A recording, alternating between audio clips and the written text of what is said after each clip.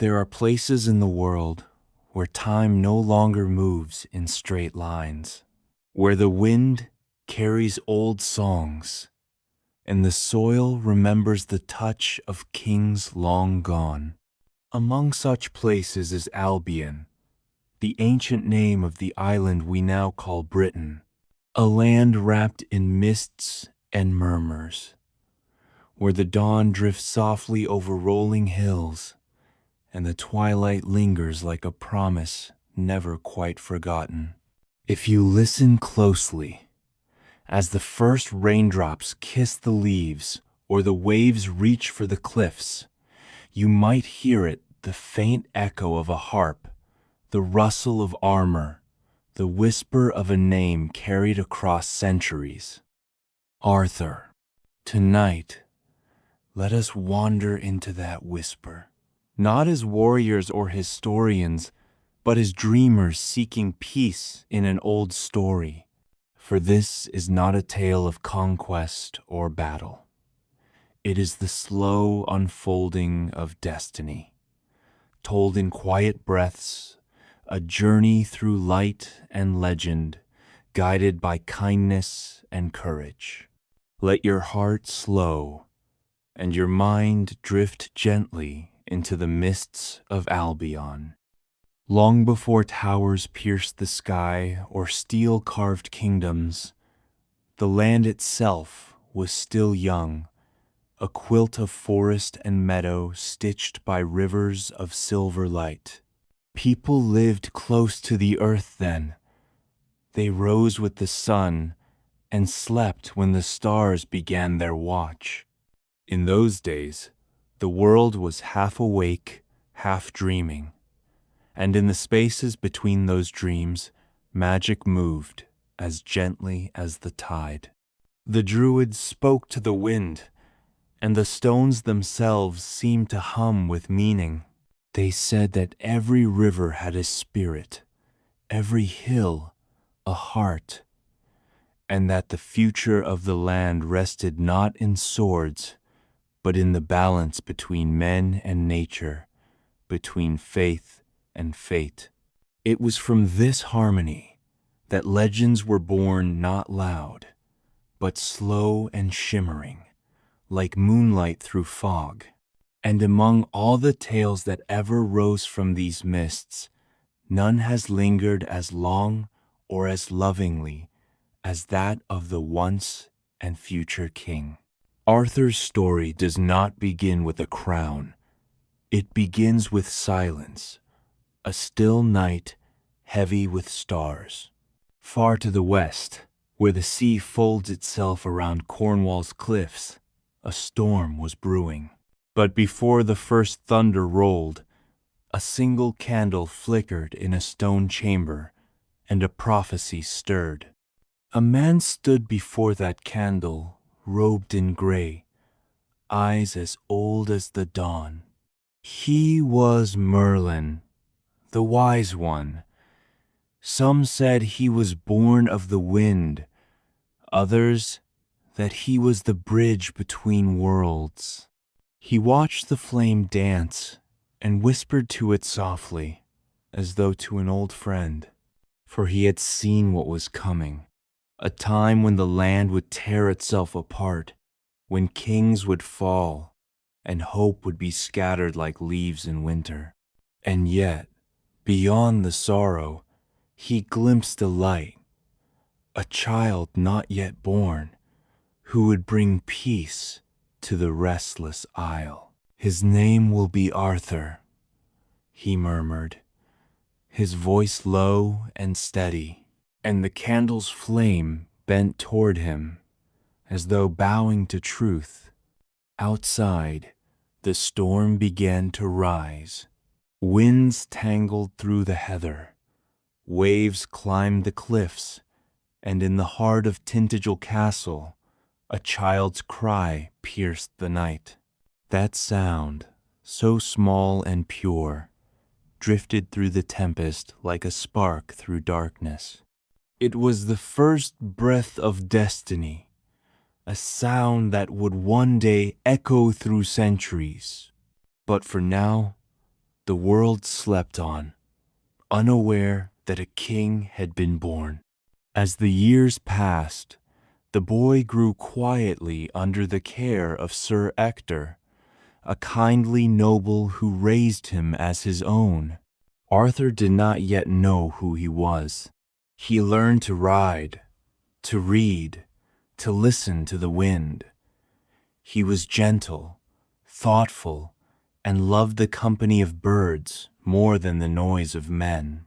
When he laughed, even the hounds seemed to wag their tails in rhythm. The people of Britain, meanwhile, drifted between hope and despair. Their lords quarreled, their fields lay bare.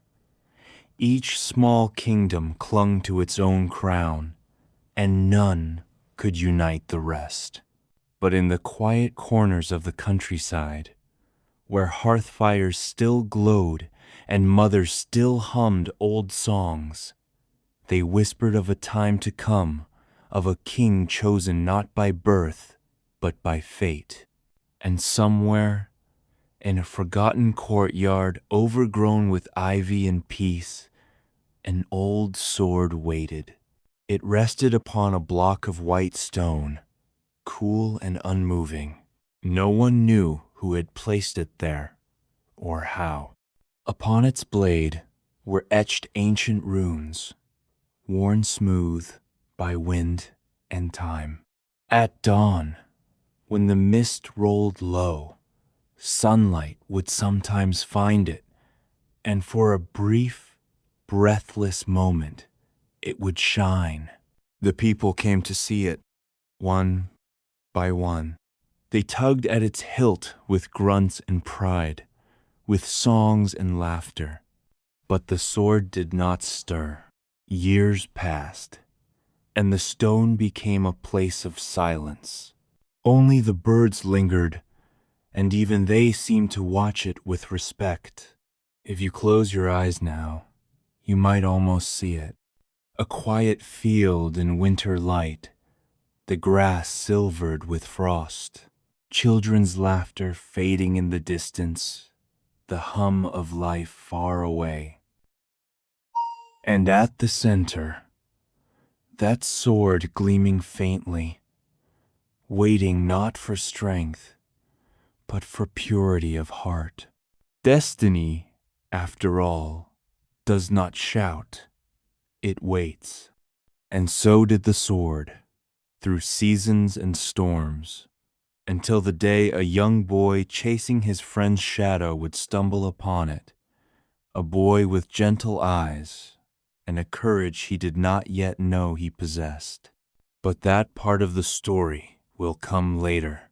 For now, rest in the rhythm of the wind over the hills, and imagine the land itself breathing calm, ancient, patient. The mists of Albion hold all stories at once. They remember the rise of kings and the fall of empires, the laughter of knights and the tears of widows. But more than anything, they remember hope, that fragile, glowing thread that runs through every heart. Even Merlin, wise as he was, once said that hope is the oldest magic. It is the spell that binds the past to the future, the reason we tell stories even when the world grows dark. So as you listen, breathe softly.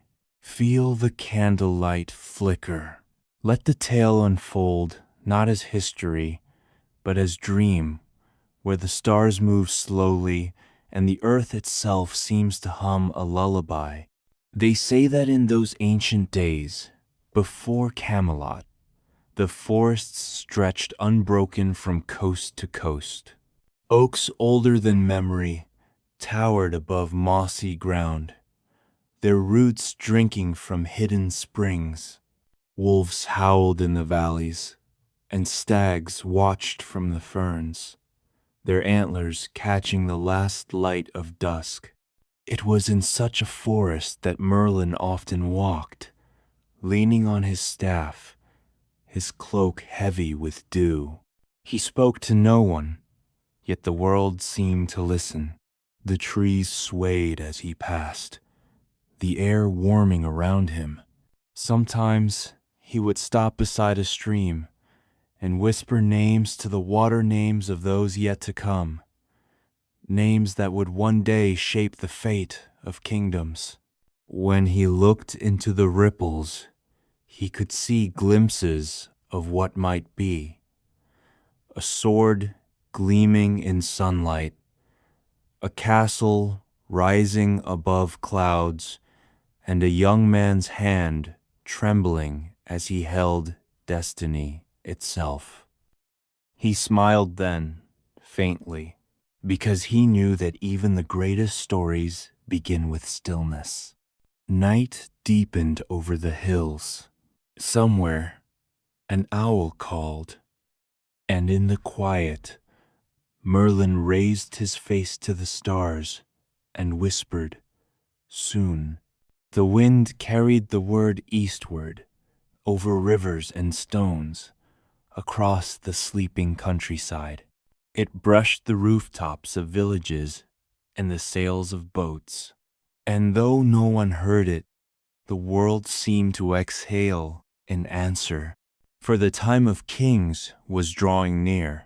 The sea was restless that night, rolling in slow, silvery waves beneath a sky heavy with clouds. Along the cliffs of Cornwall, torches flickered in the wind, their flames bending like reeds. Inside Tintagel Castle, the air trembled with the sound of approaching destiny. A queen was in labor, her cries mingling with the distant thunder. Servants hurried through corridors of stone, whispering prayers and carrying bowls of water that rippled with candlelight. And somewhere beyond the reach of walls or weather, the old wizard Merlin stood alone on a high ledge, watching the storm unfold across the black horizon. He had seen such nights before, when the earth itself seemed to hold its breath, when the veil between what is and what shall be thinned like mist. He closed his eyes and felt the wind press against him, smelling of salt and iron, of birth and promise. "This is the hour," he murmured. "The circle turns again. Have you rowed in the member fime, Aiden's?" Far below, the Queen's child came into the world with a cry that rose above the storm. It was not a cry of fear, but of life itself, strong, ringing, and certain. Merlin's eyes opened. For an instant, the lightning tore across the cliffs, and he saw the ocean flash white as bone. "Arthur," he whispered to the wind, and the sea seemed to calm. Within the castle, the Queen's strength faded. Her hands, pale as the moonlight on the sheets, loosened their hold. Beside her, King Uther Pendragon knelt in silence. He was a man both fierce and weary, a ruler who had fought more battles than he had nights of peace. Yet in that moment, his eyes softened. He gazed upon the child and saw not conquest, but something gentler, a fragile reflection of the kingdom he had always wished to build. "Protect him," he told the midwife, his voice trembling with both command and plea. "He must live, whatever comes." Merlin entered the chamber quietly, his cloak still damp from the rain. The guards stepped aside without a word, for there was something in his eyes that silenced even the proudest of men. He approached the bed and bowed his head. "The child is strong," he said softly, "but the world is not yet ready to keep him safe." Uther's hands clenched. You would take him from me? The wizard's gaze was calm, almost sorrowful. If he stays, he will die. The lords already conspire against your line. Your enemies wait for the dawn. He turned toward the window, where rain streaked down the glass like tears. There are paths beyond your sight, my king, rivers that lead the child toward his purpose. Let him go, and he will return when the time is right. For a long moment, Uther said nothing. The wind filled the silence, humming through the hall like an ancient song.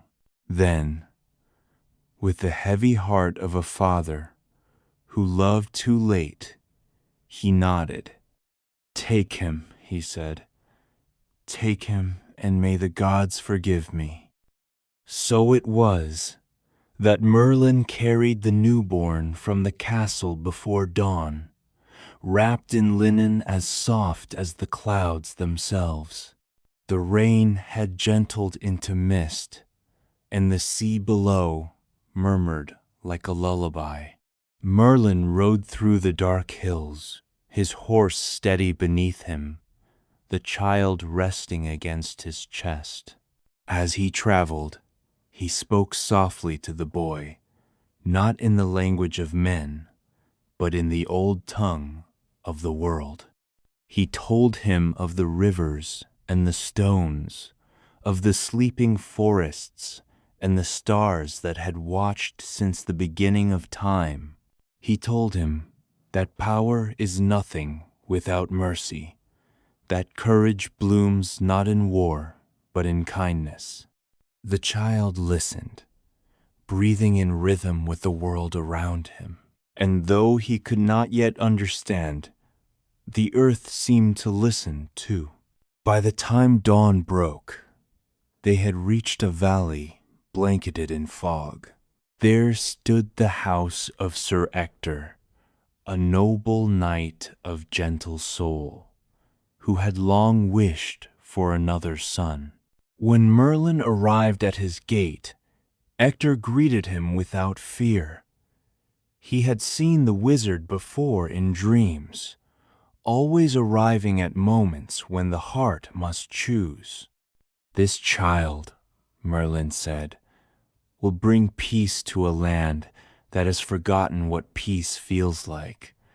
Raise him with love, and one day the world will know his name. Ector took the infant in his arms. What shall I call him? Merlin smiled faintly. Call him Arthur.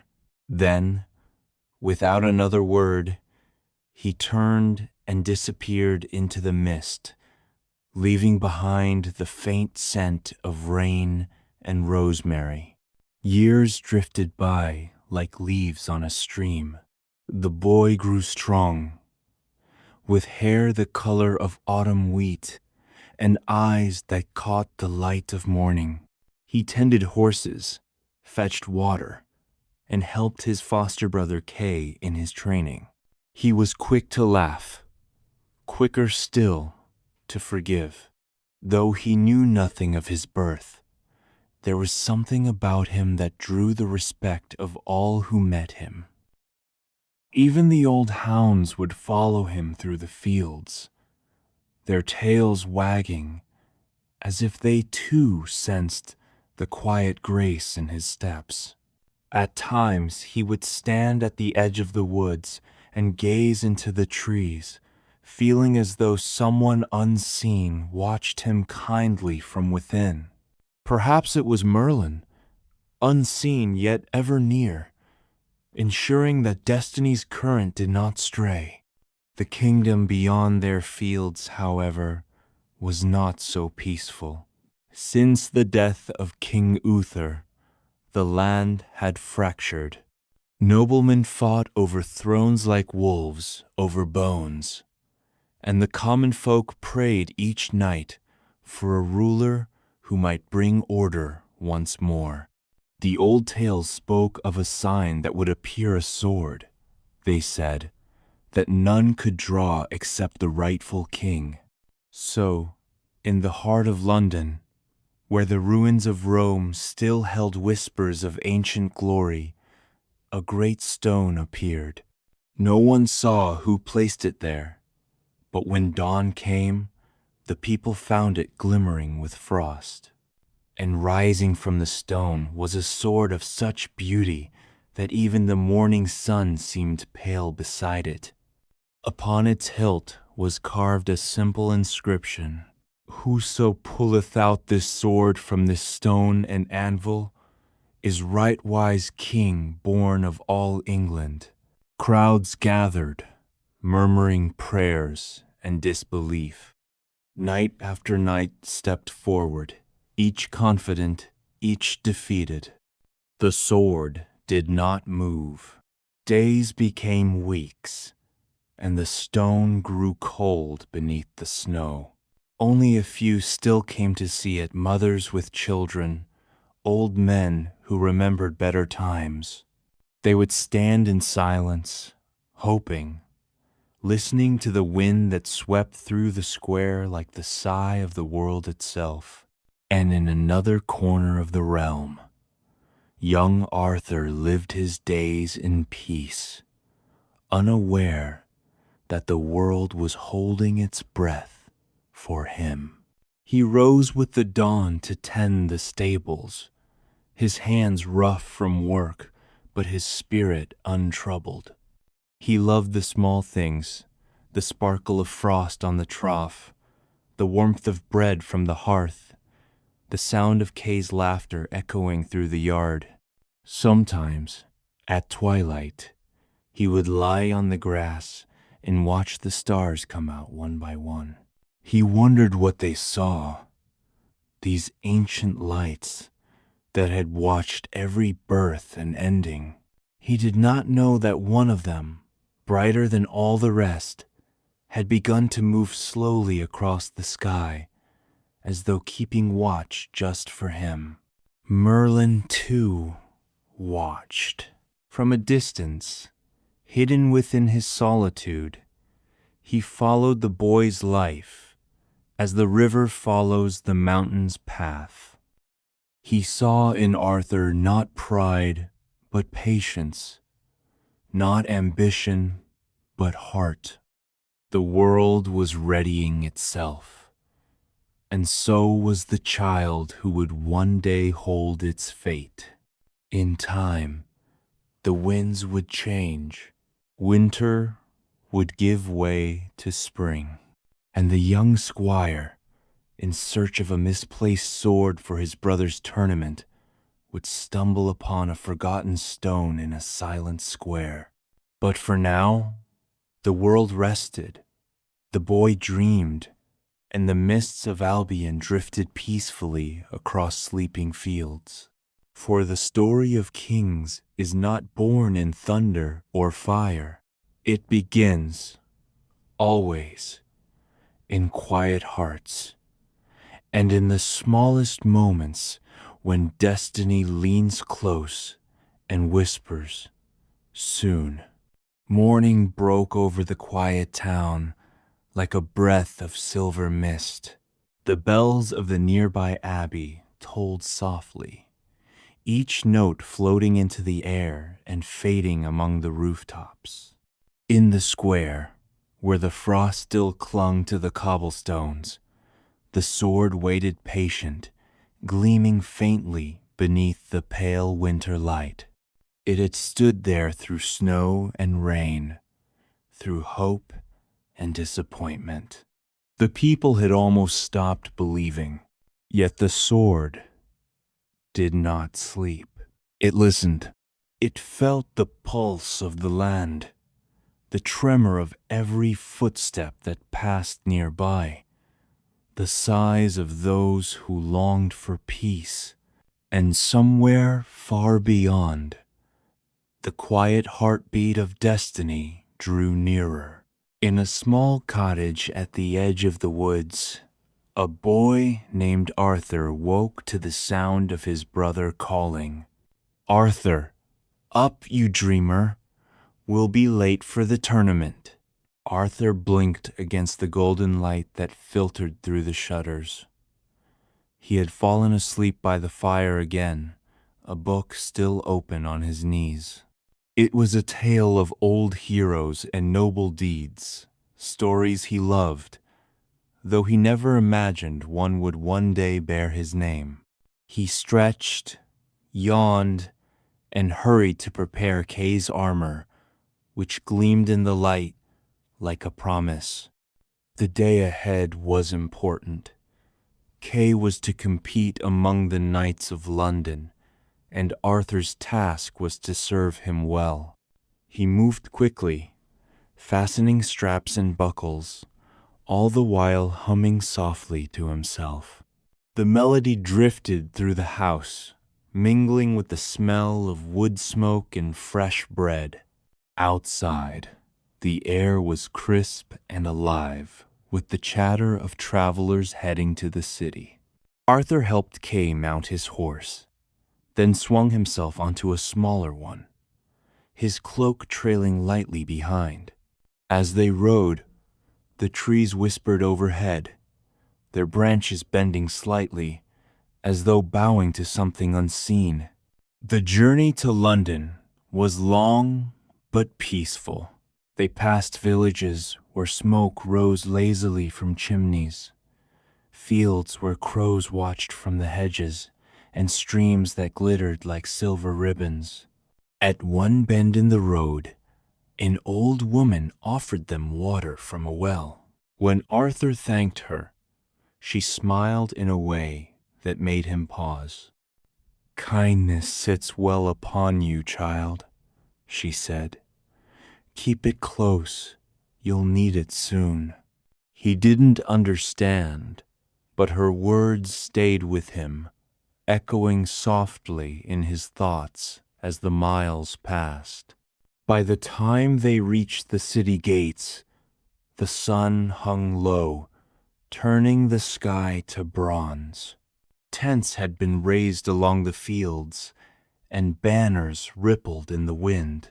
The people's laughter filled the air, but beneath it lingered a quiet longing, a wish that perhaps today someone would rise who could mend the broken land. As the morning of the tournament dawned, Arthur moved quickly to help Kay prepare. He laced the armor, handed over the shield, and made sure every strap sat firm. But as they approached the field, Kay suddenly stopped, his brow furrowing. "My sword," he muttered. "Arthur, I've left it behind." Arthur turned pale. "Where?" "In the inn, I think," Kay said. "Quickly fetch it before the matches begin." Without hesitation, Arthur mounted his horse and galloped back through the winding streets. The air was sharp, his breath visible in little clouds. When he reached the inn, he searched every corner, but the sword was gone. He stood for a moment in the doorway, uncertain, then turned his eyes toward the distant square where the strange stone stood. The sword in the stone. He had seen it once as a child, though only from afar.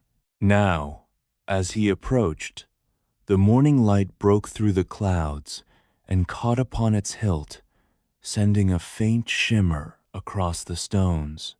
It seemed almost to breathe. No one else was there. The city was quiet, as if holding its breath. Arthur dismounted and stepped closer. The words upon the blade glowed faintly, and though he could not read them all, he felt their meaning, something old, something deep. He hesitated. He was not a knight. He had no claim to any throne. He was only a squire who had forgotten his brother's sword. Still, the sword before him did not feel like a challenge. It felt like an invitation. He took a slow breath, reached out, and wrapped his fingers around the hilt. The metal was cool, but not cold. It seemed to hum softly, as though greeting him, and then, without force or struggle, it slid free light as air, smooth as water. For a heartbeat, the world went silent. The wind paused, the birds stilled, even the distant bells ceased their ringing. Then a single beam of sunlight broke through the clouds, falling upon Arthur and the sword in his hand. He stood there, awed, not understanding what he had done. Only when the light dimmed did he realize the sword was glowing faintly in his grasp, as if alive. He hurried back to the tournament grounds, still holding it. Kay turned to him, surprised. "Where did you get that?" "It was in the square," Arthur said, his voice uncertain. "In the stone." Kay's eyes widened. "The stone? You mean the sword in the stone?" Before Arthur could answer, others nearby overheard. A murmur rose among the knights, growing louder until the whole field buzzed with disbelief. "Impossible," someone said. "No one could move it." Yet when they followed Arthur to the square and saw the empty stone, their murmurs turned to awe. One by one, they asked him to place the sword back, and he did. Then, before all their eyes, he drew it again easily, gently, as if it belonged to him. Word spread through the city like the warmth of dawn. Priests, nobles, and peasants alike came to see for themselves. Each man who tried to pull the sword failed, but whenever Arthur touched it, it yielded without hesitation.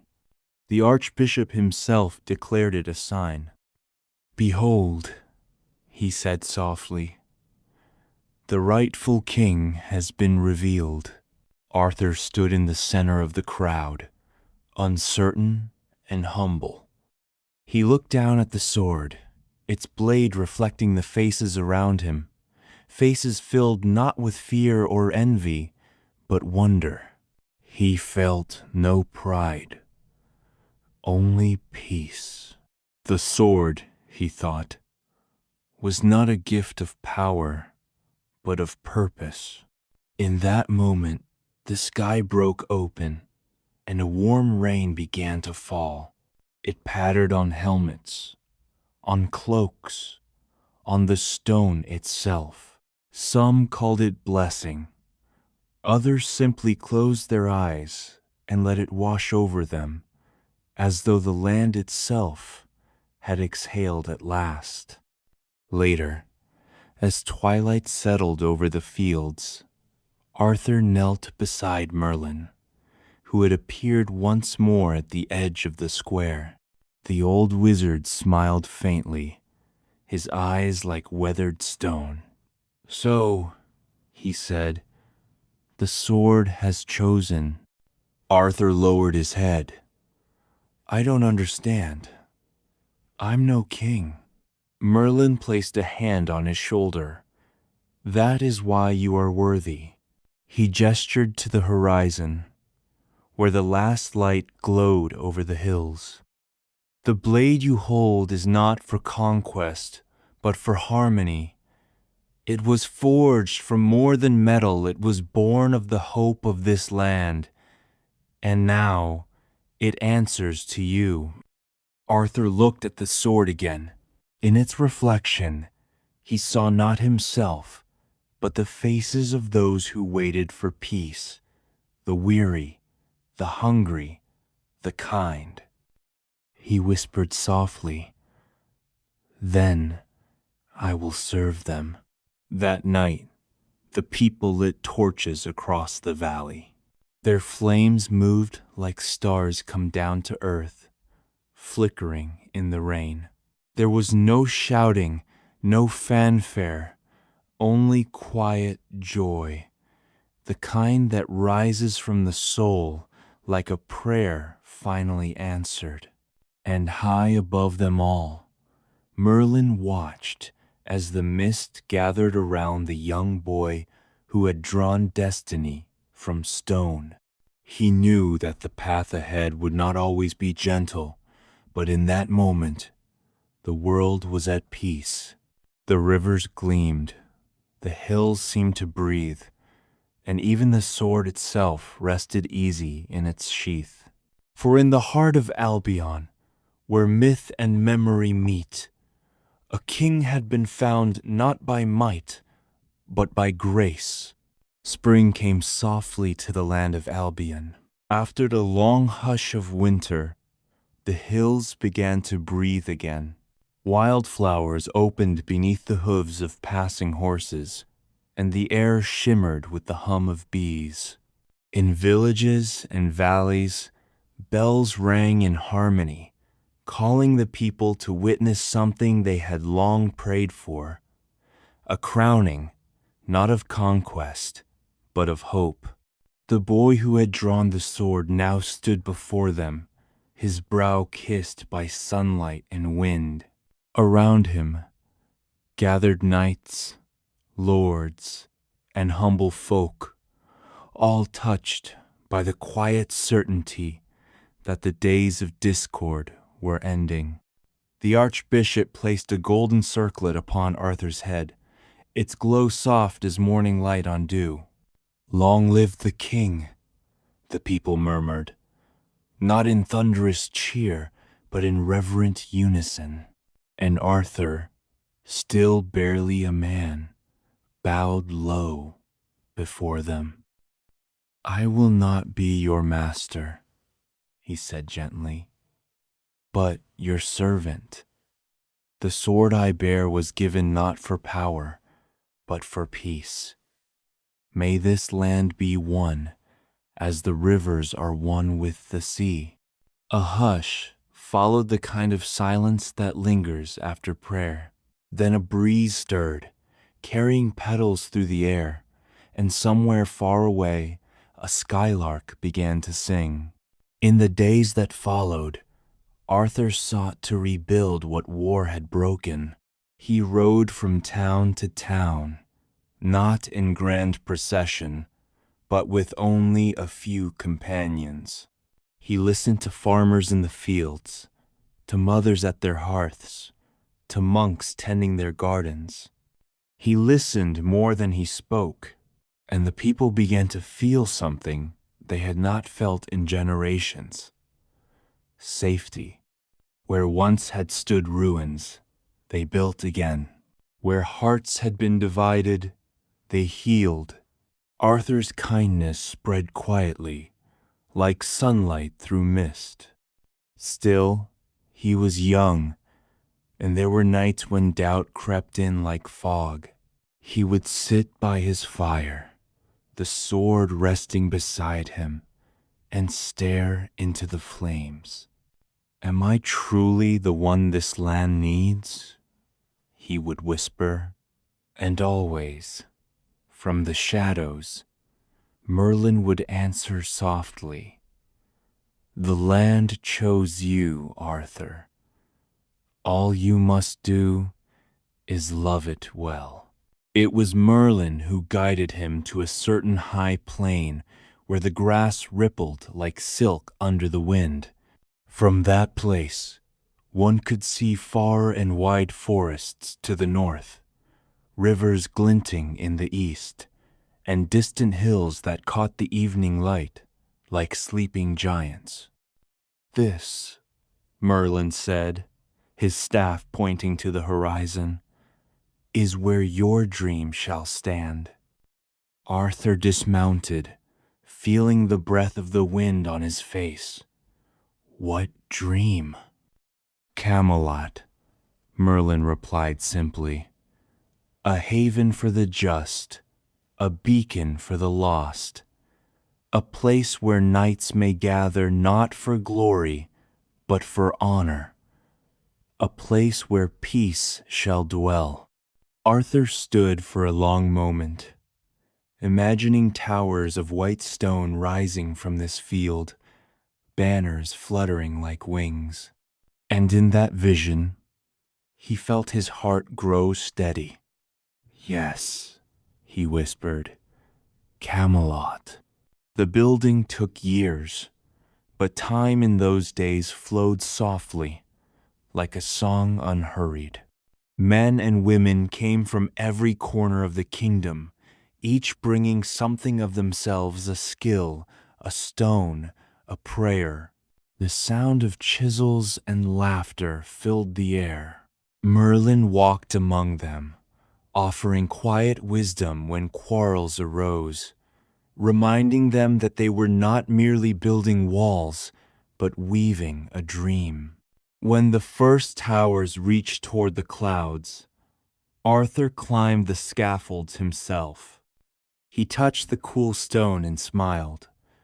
May these walls hold kindness more firmly than strength. Beneath those walls, gardens began to bloom. Apples ripened in the courtyards, and fountains sang in the courtyards. At twilight, music drifted from open windows, harps and flutes blending with the whisper of wind. Camelot was not born from conquest, but from care. It rose not like a fortress, but like a prayer answered in stone and song. When at last it stood complete, the people gathered once more, marveling at the sight. Its towers gleamed beneath the sky like pale candles, and its great hall shone with light even at dusk. Inside that hall was a table, not long and narrow, like those of other kings, but round. "Why round?" asked one knight, puzzled. Arthur smiled. "Because none shall sit above another. Here we meet as equals brothers in duty and honor." And so the round table was born, a symbol of fairness and friendship. Its surface gleamed with polish, and upon its edge, in careful script, were carved the words, "In serving one another, we serve the realm." The first of Arthur's companions took their places there, brave knights whose hearts sought virtue as much as victory.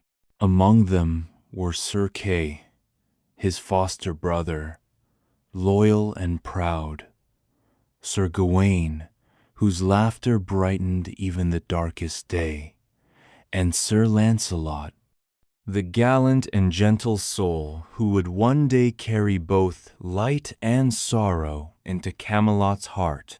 The days that followed were bright and peaceful. The markets hummed with life, and in the fields beyond, children played without fear. From the towers, one could see the countryside stretching like a green quilt to the horizon, dotted with farms and villages, rivers gleaming like threads of silver. In the evenings, Arthur would walk through the gardens with Merlin. The scent of roses and thyme filled the air, and fireflies danced among the hedges. "Do you think it will last?" Arthur would ask. Merlin's eyes, lit by torchlight, always seemed to gaze beyond the present. "Nothing lasts, my king," he would answer softly, "but that does not mean it cannot be beautiful." Arthur nodded, though the words lingered in him like an echo. He had built Camelot for peace, yet he knew that peace was as delicate as the petals at his feet. He vowed to guard it gently, not through fear, but through love. At times, when the night was still and the torches burned low, Arthur would walk alone through the halls. The stone beneath his hand felt alive, warm with the breath of those who had built it. He would pause before the great windows and look out over the kingdom he had sworn to protect. The moonlight silvered the fields, and the stars mirrored themselves in the lakes below. In such moments, he did not feel like a king. He felt like a shepherd, tending not flocks, but dreams. Sometimes he thought of his father, a man of power, but not of peace, and whispered into the dark, "I will not repeat your war." And in the soft stirring of the curtains, it seemed as though the night itself blessed his vow. One evening, as the court gathered in the great hall, music filled the air like the scent of honey. Knights spoke of quests and travelers' tales, but Arthur's gaze often drifted to the faces around the round table, each one a light in its own way. He saw courage, laughter, and faith reflected there, and he realized that Camelot was not merely stone and mortar. It was these people, the souls, who had chosen honor over ambition, mercy over pride. When the music faded, Arthur rose and spoke quietly, so that all leaned forward to hear. "My friends," he said, "we have built more than a hall. We have built a home for the heart. Let us keep it pure. Let us guard it not with swords, but with truth." The knights bowed their heads, and the torches burned brighter, as if stirred by the sincerity of his words. Outside, the night wrapped Camelot in velvet shadow. From the highest tower, Merlin stood watching the stars. He smiled, for he knew the wheel of fate still turned, and not all that was good would remain untouched. Yet he also knew that this moment of harmony was worth every sorrow yet to come. Far below, Arthur stepped out onto the balcony. He looked toward the horizon, where the rivers shimmered in moonlight, and whispered, "May it always be like this." And for a while, a long, golden while it was. The mists came early that summer morning, rising from the waters like breath from the earth itself. They curled and swayed among the trees, softening the edges of every leaf, every stone. Birdsong was muffled, and even the sun seemed gentle, its light pale and slow to warm the land. Arthur rode alone through this vale of quiet, the world wrapped in stillness. He had left Camelot at dawn, guided by a dream that had lingered long after waking, a dream of silver light and rippling water, of a woman's voice calling softly from across a lake. Merlin had spoken little of it.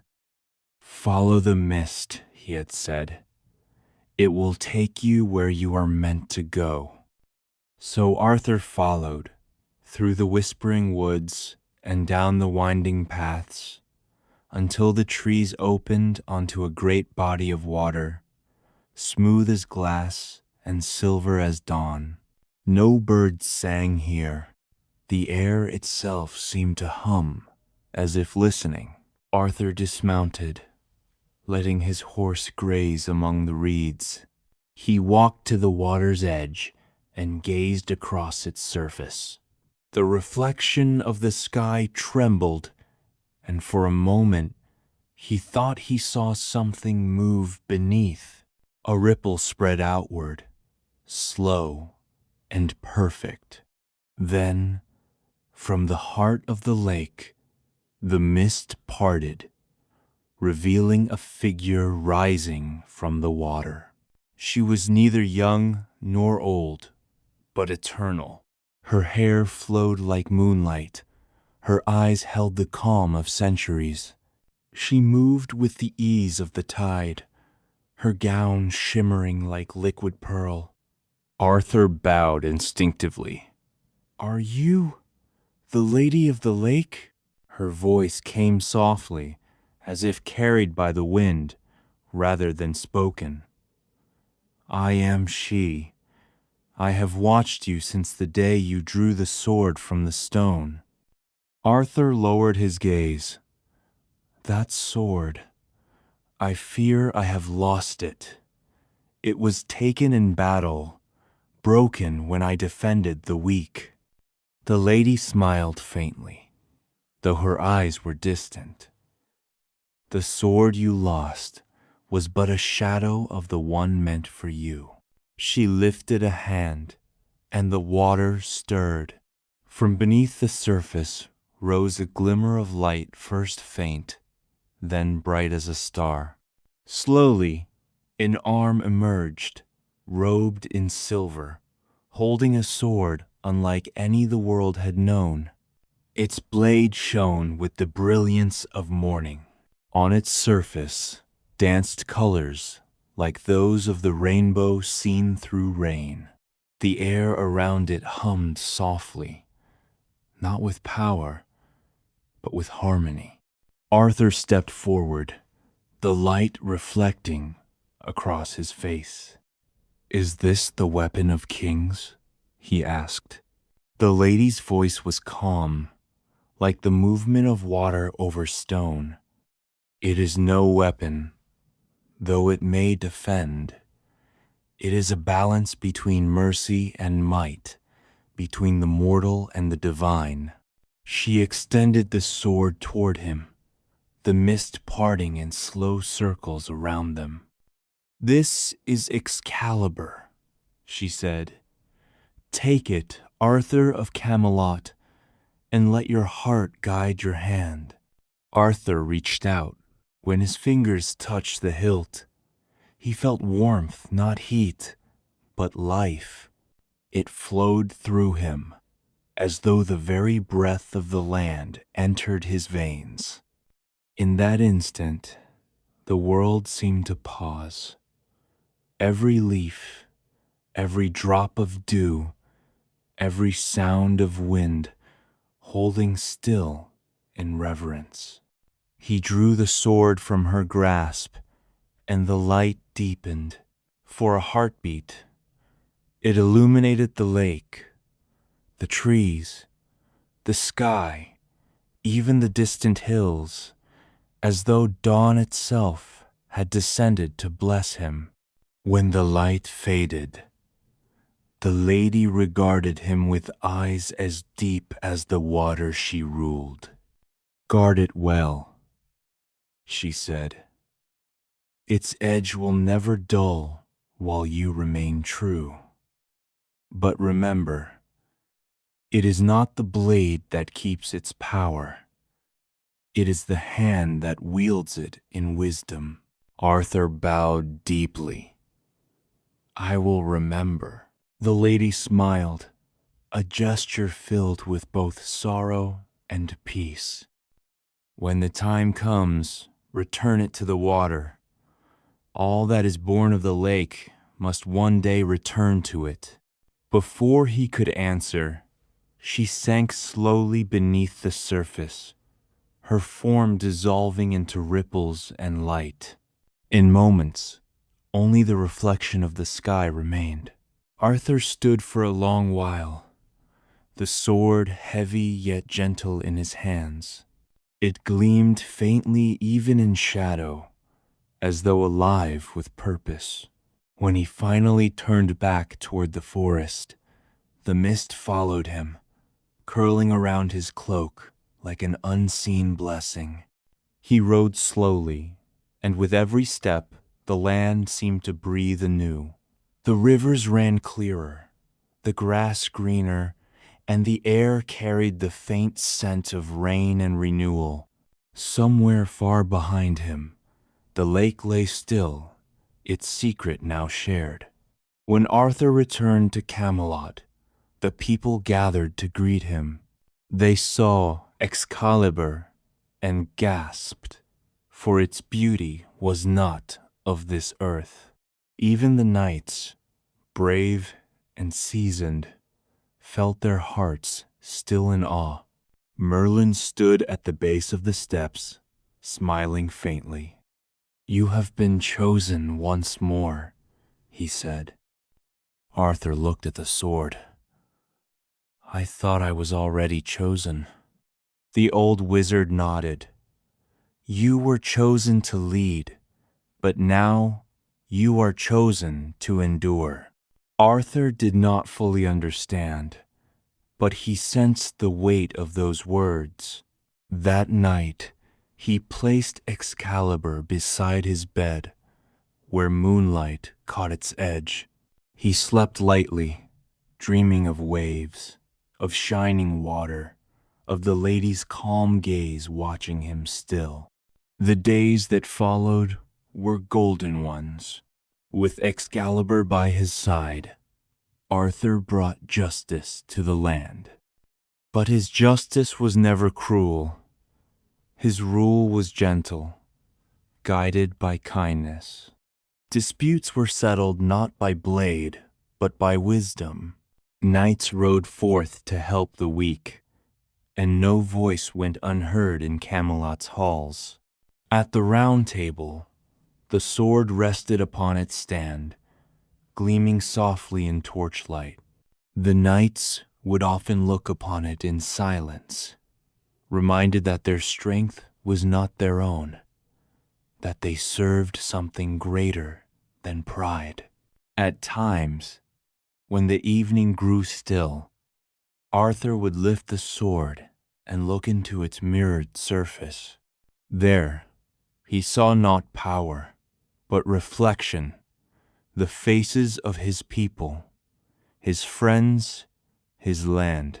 And he understood, as the lady had said, that the true sharpness of Excalibur lay not in its edge, but in its purpose.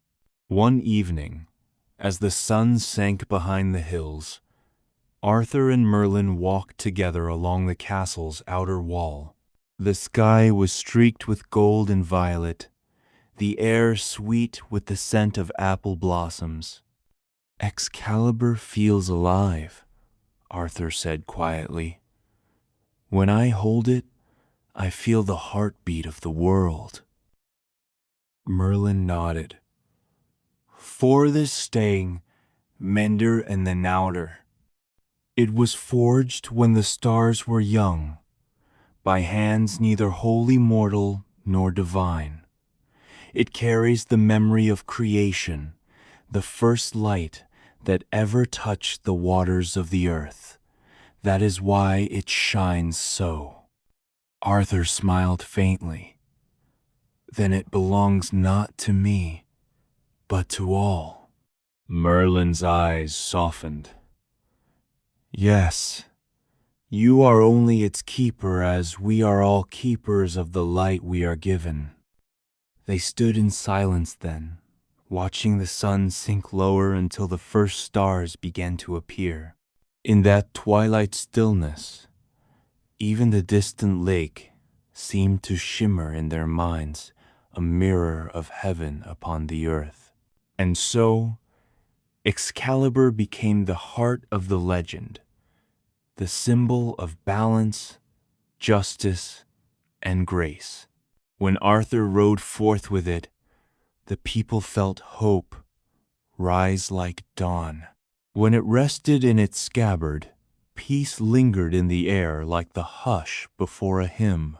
The Lady of the Lake was never seen again by mortal eyes, but her presence was felt in every quiet moment, in every act of mercy, in the light that glowed along the sword's edge whenever truth prevailed. Time would carry her promise forward through triumph and sorrow alike. But for now, the waters slept, the sword gleamed, and Camelot shone like a star upon the living earth. Morning light filled Camelot's halls with soft gold. The great windows breathed color across the floor, where patterns of red and blue shimmered like reflections upon water. Outside, the gardens stirred with the murmur of bees, the rustle of leaves, and the distant song of larks rising above the fields. In that gentle hour, the round table stood waiting, polished and perfect, glowing with the first rays of day. Its circle held not one seat higher than another. It was a symbol, simple yet profound, of the world Arthur had promised to build. A world of fairness, of unity, of peace. One by one, the knights entered. Their boots touched the stones softly, their armor glinting in the sun. Each bowed before Arthur, not out of duty, but of devotion. There was Sir Gawain, his smile bright as dawn, whose laughter was said to heal sorrow. There was Sir Percival, quiet and thoughtful, who could read truth in any heart. Sir Kay, steadfast and proud, ever loyal to his brother king. And Sir Lancelot, the noble one from beyond the sea, whose grace and courage would later become both light and shadow upon the legend. They gathered in silence, and Arthur stood before them, Excalibur resting by his side.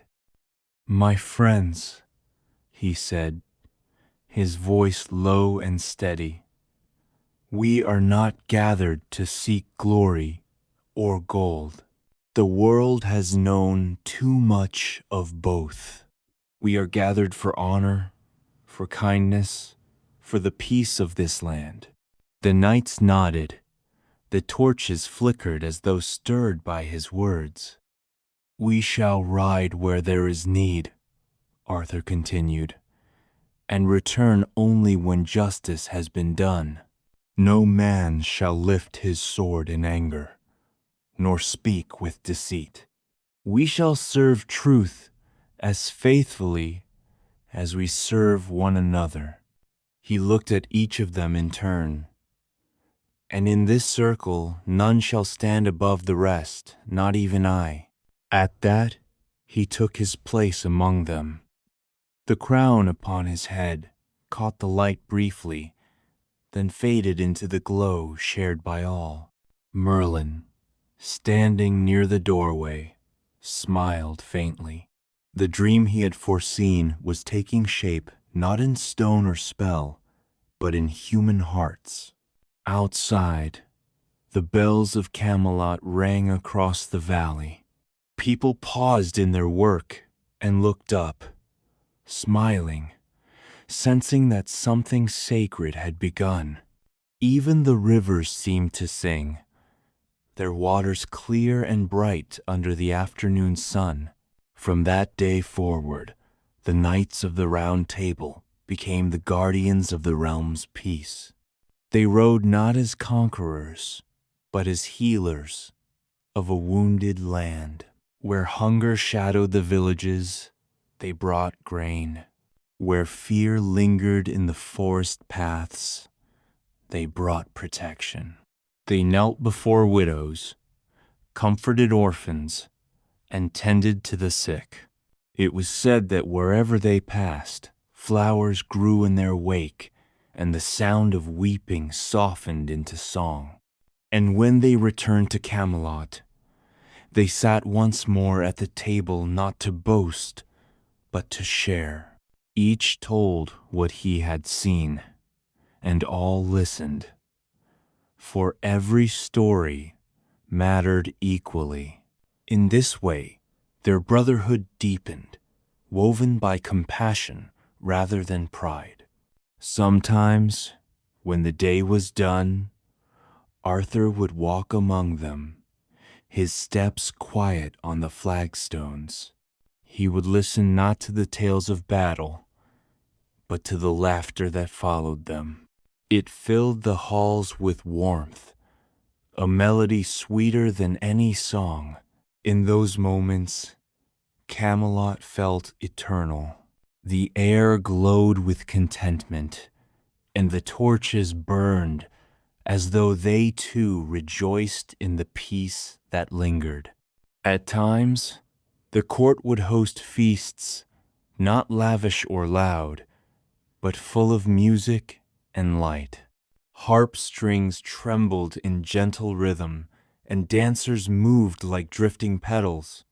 Even Merlin, when coaxed, would allow a hint of mirth to soften his grave demeanor. He would sit at the edge of the hall, watching the young king among his friends, and think to himself, yes, the dream is alive. Among the knights, Lancelot shone brightest. He was strong, but gentle in heart, a man who carried sorrow and grace in equal measure. The people loved him, for he spoke kindly to all, from beggar to noble. He and Arthur shared a friendship rare and true, the kind that needs no words, only trust. When they rode together, side by side through the valleys, the world seemed lighter. Children would wave from the fields, and Arthur would smile. "They see two men," he once said to Lancelot, "but truly they see hope." Lancelot lowered his gaze, humbled. "Then may I never darken it." Arthur placed a hand on his shoulder. "You will not. The light you carry is older than sorrow." And for a long while, that was true. Not all the days of the Round Table were without challenge. Now and then, a storm would gather, a misunderstanding, a whisper of pride, a wound unhealed. But Arthur, wise with gentleness, never answered anger with anger. He listened, he forgave, and somehow the storms always passed. When disputes grew fierce, he would rise from his seat and touch Excalibur's hilt. The light that shimmered there seemed to calm all hearts, reminding them why they had come together. Peace would return, and the table would shine once more like the moon upon still water. Outside the castle, Camelot's light spread far across Albion. Travelers from distant lands came to see the fabled city where fairness lived. They brought gifts, songs, and stories of their own. Some said that even the air of Camelot healed weariness, that those who breathed it felt renewed, as if the world itself forgave them. In the markets, laughter replaced quarrels. In the fields, farmers sang as they worked, their crops heavy with promise. And on still evenings, when the wind moved softly across the plains, it carried with it the distant echo of harps, the music of a kingdom at peace. Sometimes, as dusk settled and the torches were lit, Arthur and his knights would gather once more around the Round Table. Merlin would join them, bringing wine and quiet stories from older times. He would speak of stars, of the music of the spheres, of the unseen threads that bind every soul. The knights would listen, their armor glinting in the candlelight, and for a while they would feel small, not humbled by fear, but by wonder. Arthur often ended those nights by saying softly, "We are all only stewards of this light. Let us keep it bright for those who will come after." The men would nod, and as they rose, the hall seemed to glow a little longer, unwilling to let such peace fade into sleep. In those golden years, Camelot became more than a kingdom. It became a dream, a living hymn sung by the land itself. Bards traveled the roads carrying tales of its harmony, of its king who ruled with grace rather than iron. Mothers told their children, "Sleep now and dream of Camelot, where justice wears a kind smile." And though the world beyond its borders still wrestled with greed and war, the peace of Arthur's realm endured, like a candle that no wind could extinguish. At night, from the highest tower, the king would gaze across his lands, the stars reflected in his eyes. He would think of his knights, his brothers, resting in their chambers, their hearts untroubled. He would whisper, "Let it stay this way." And for a long and precious time, it did. Night had fallen softly upon Camelot. The torches along the great hall flickered like low stars, their flames bending in rhythm with the hush of wind that drifted through the windows. The round table stood silent, its polished surface reflecting the glow of candlelight, the faint shimmer of Excalibur's resting edge. Arthur sat deep in thought. The peace he had built lay wide across the land, yet in his heart he sensed that something beyond peace was calling. It was not a call of war or crown, but of spirit, a whisper that rose from the quiet places of the soul. He had felt it in the sigh of the rivers, in the stillness of the forests, even in the gaze of his knights when they knelt in prayer. As he pondered, a sudden light filled the hall, not harsh, but pure, cool, as moonlight and warm as dawn. The knights stirred, raising their heads. From the ceiling to the floor stretched a beam of soft radiance, and within it shimmered the image of a chalice golden, yet glowing from within, like the heart of the sun seen through water. For a long moment, no one spoke. The air seemed to hum with quiet music, a sound felt more than heard, like the pulse of faith itself. Then the vision faded, leaving only stillness and wonder behind. Lancelot was the first to speak. "What was that, my king? A sign? A dream?" Merlin, who stood in the shadows, stepped forward. "It was both," he said softly. "You have seen the Holy Grail, the cup of divine grace, the vessel of pure light." The knights bowed their heads, humbled. Even Arthur felt the weight of awe upon him. "The Holy Grail," he murmured.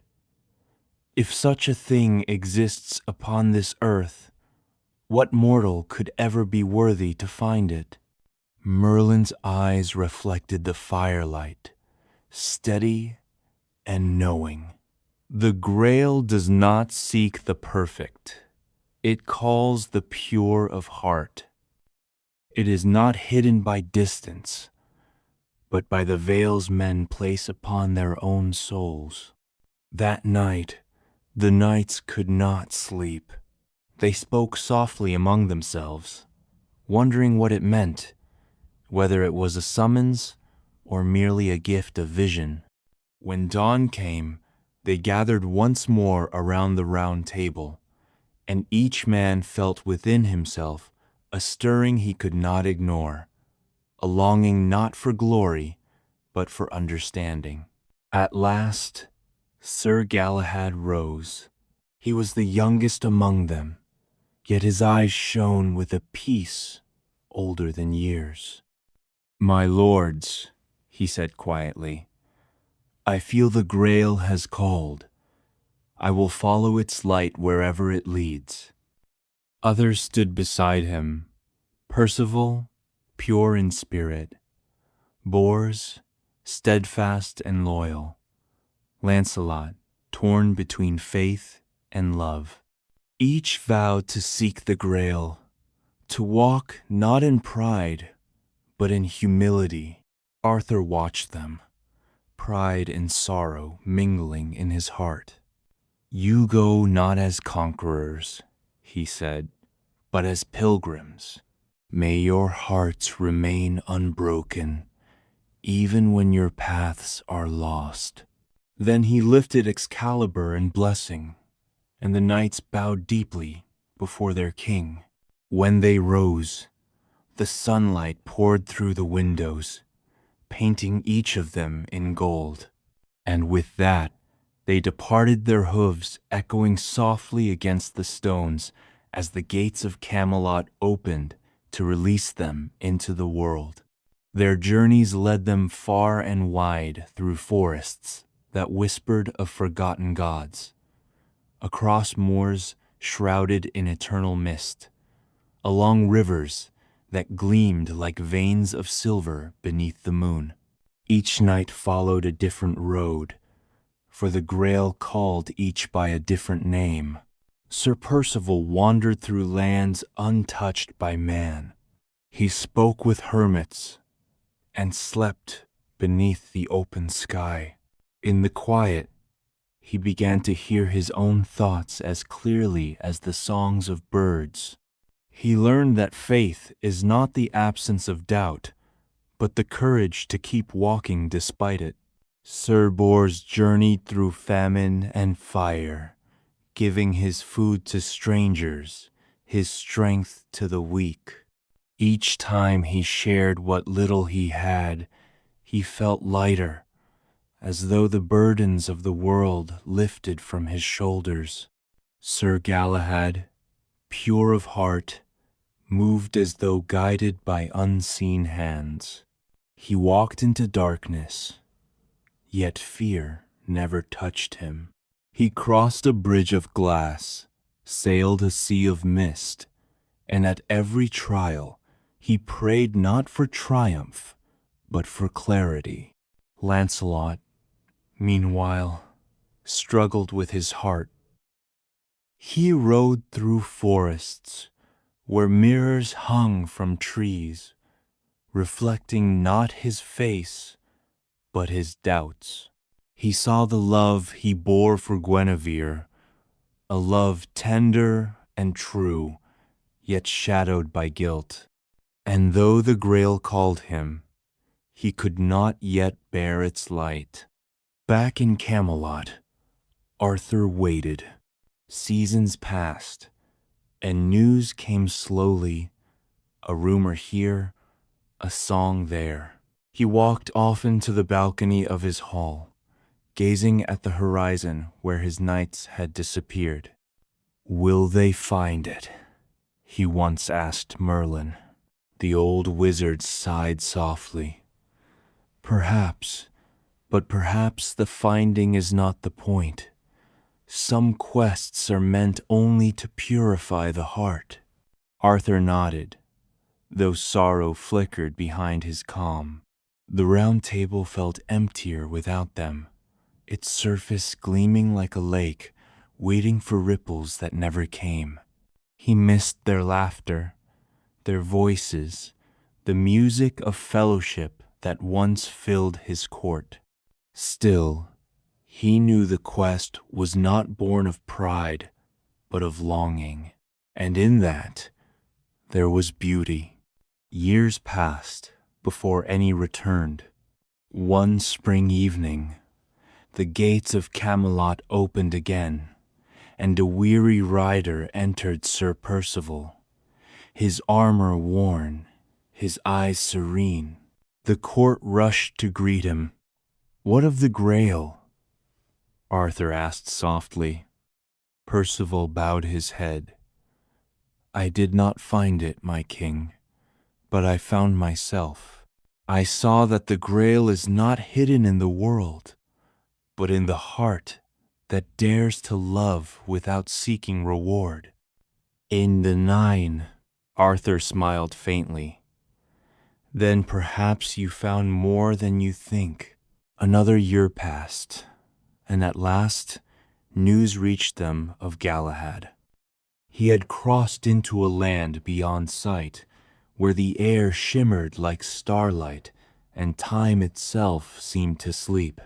There, he had seen the Grail not as gold or jewel, but as pure light. He had knelt before it, unafraid, and the vision had lifted him from the mortal world. He was said to have vanished in peace, his body turning to radiance, his soul at rest. When the tale reached Arthur, he closed his eyes and whispered, "Then he has gone home." Lancelot returned last. He was older, quieter, his face lined by both sorrow and grace. He knelt before Arthur, his head bowed. "I saw the Grail," he said, "but I could not touch it. I was not worthy." Arthur knelt beside him. "None are worthy," he said gently, "but your heart remains good. That is enough." They embraced, and for a moment the years fell away, leaving only friendship. When the quest was over, Camelot resumed its gentle rhythm, but something had changed. The knights who returned carried a stillness within them, an understanding that peace is not a prize, but a practice. They spoke more softly, acted more kindly, and though the Grail itself remained a mystery, its light seemed to linger over Camelot like the afterglow of sunset. Merlin would sometimes say, "The Grail was not lost. It was given to the hearts that sought it." And so it was. The legend of the Grail became not a story of triumph, but of transformation. It reminded all who heard it that faith, like the light upon the lake, is not something one finds, but something that finds us when we grow still enough to receive it. As the last of the knights shared their quiet stories, the candles burned low, and Arthur rose once more. He looked around the round table, the faces of his brothers lined with age, but also with peace. He smiled. "We sought heaven," he said softly, "and found it in each other." Outside, the night was calm, and the stars above Camelot shimmered like blessings scattered upon the earth. Summer had come again to Camelot. The fields beyond the city walls glowed gold with grain, and the river shimmered beneath skies so clear they seemed to hold no shadow. Children laughed in the streets, and the sound of bells from the abbey drifted through the warm air like birdsong. Within the castle, peace reigned still, yet beneath that peace, new feelings began to stir, as quietly and irresistibly as the tide beneath the moon. It began not with passion, but with kindness. Sir Lancelot, the noble knight from far lands, had long served his king with loyalty beyond question. He was brave, but his courage was not of fire, it was of light. He lifted the fallen, he soothed the fearful, and when he smiled, it was with gentleness rather than pride. Queen Guinevere saw in him a reflection of the compassion she herself carried, a warmth that sought not glory, but goodness. They spoke often, first of duty, then of dreams. What began as friendship, innocent and sincere, slowly deepened into something they could neither deny nor name. In the quiet gardens behind the hall, they would sometimes walk beneath the apple trees. The blossoms drifted down like snow, and the air was sweet with their scent. They spoke of the kingdom of the people's joy, of Arthur's hope, of the peace that had endured so long. Lancelot always spoke of Arthur with reverence. "He is the best of men," he said. Guinevere nodded softly. "Yes, he gives more than any king could give, but even he grows weary." She looked toward the horizon where the hills met the clouds. "Sometimes I wish he would rest just for a day. He carries too much alone." Lancelot turned to her, the sunlight touching his face. "Then perhaps it is for us to keep the warmth alive while he bears the weight." Their eyes met only for a moment, but in that moment something shifted, quiet as the falling of a petal. A tenderness neither sought had taken root. Days passed, and the feeling grew, not wild, but patient. They avoided it, fearing to betray the peace they both cherished. And yet, the heart moves where it must, even in silence.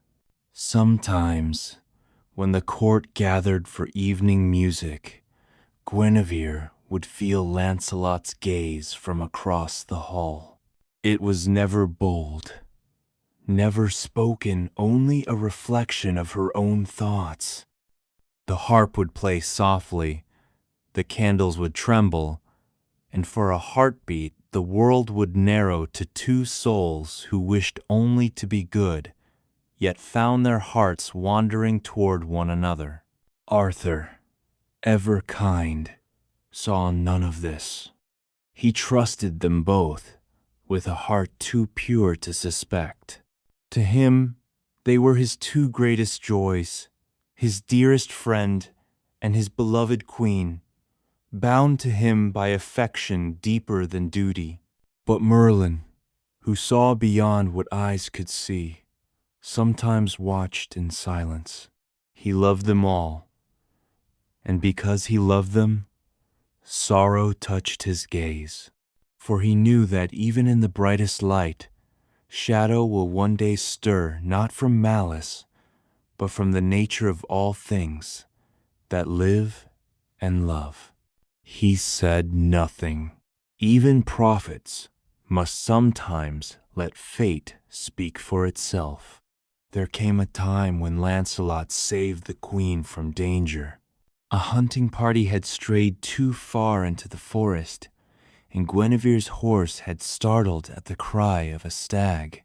It reared, throwing her to the ground, and before she could rise, the creature's hooves flashed above her.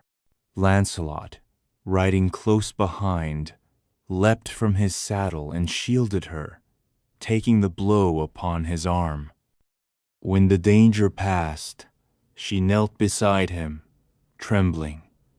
"You are hurt," she whispered.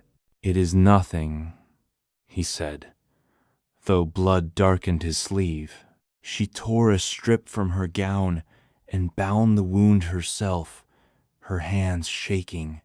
"Why would you risk your life so?" Lancelot looked into her eyes and answered simply, "Because my life is already yours." The words escaped before he could stop them, and when silence followed, it was filled with more truth than either dared to face.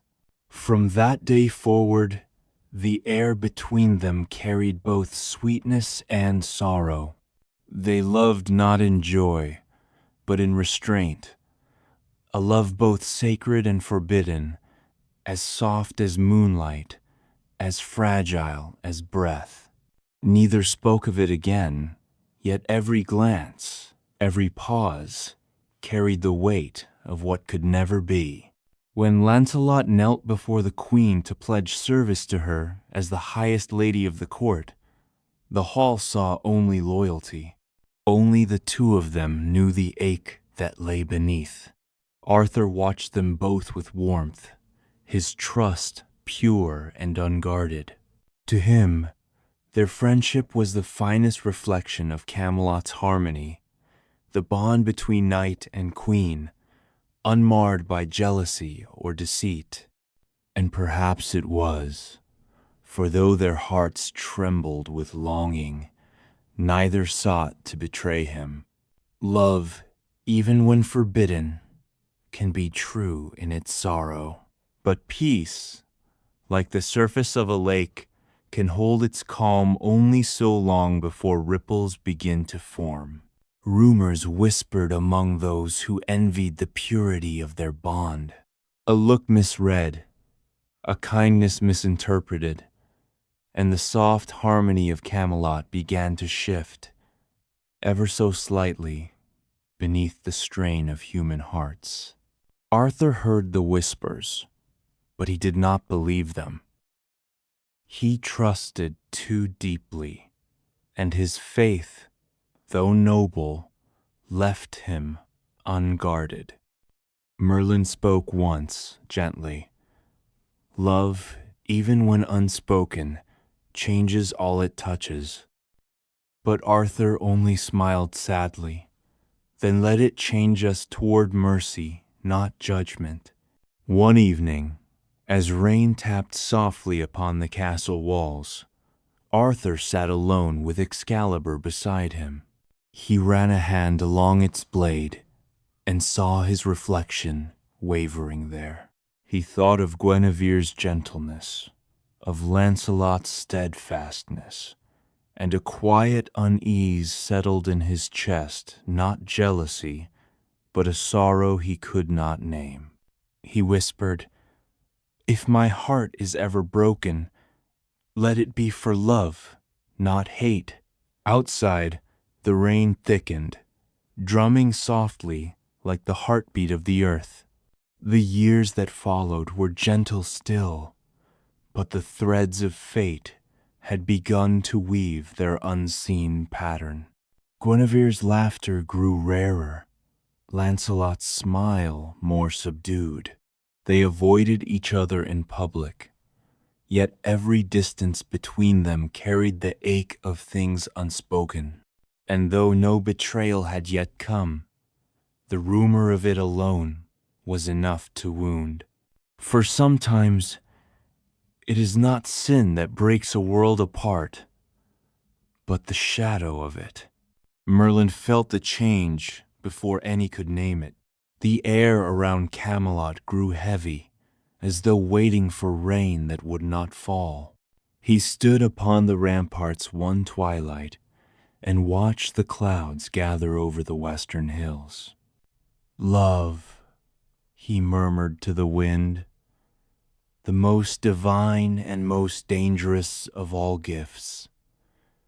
May it be gentle when it must end."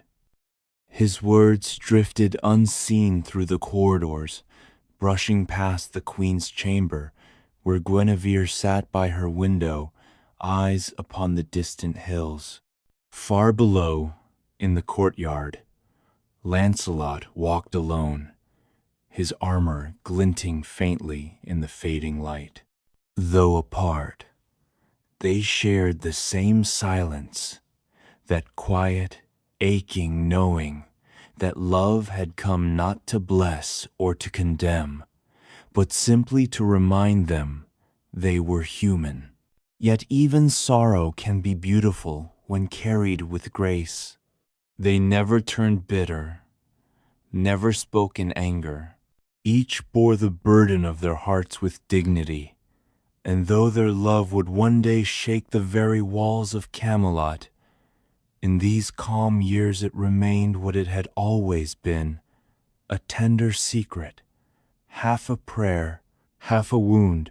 And so the days moved on, gentle but heavy, golden but fragile, as though the sun itself hesitated each evening, unwilling to let the light fade.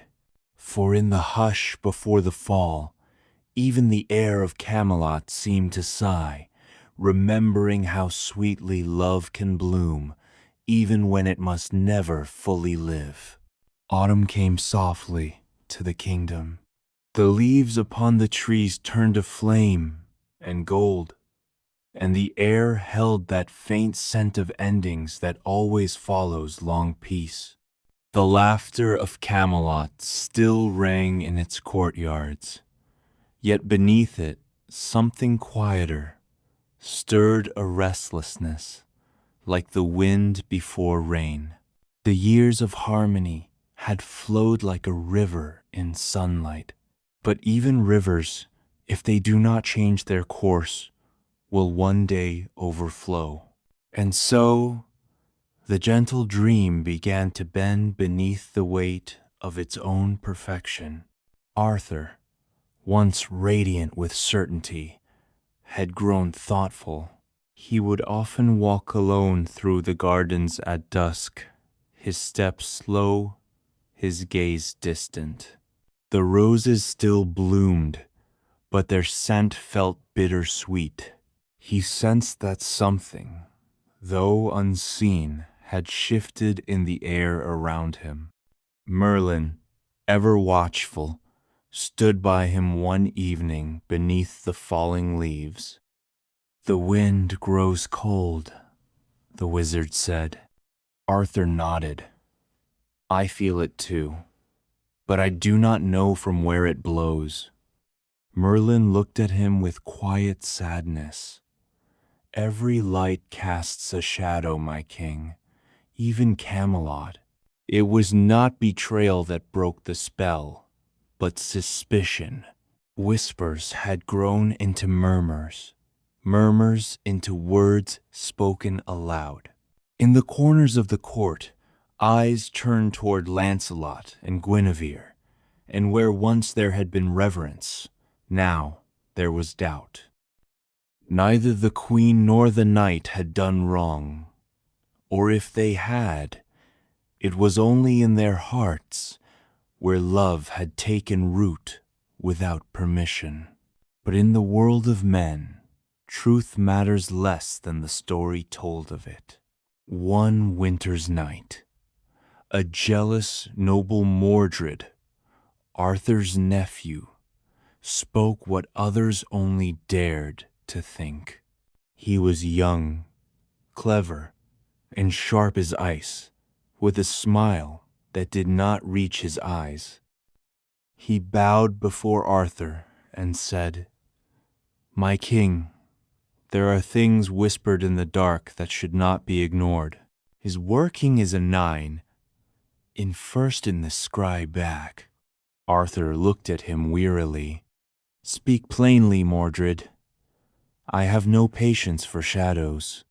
And Mordred did, with words smooth as silk, cruel as the frost.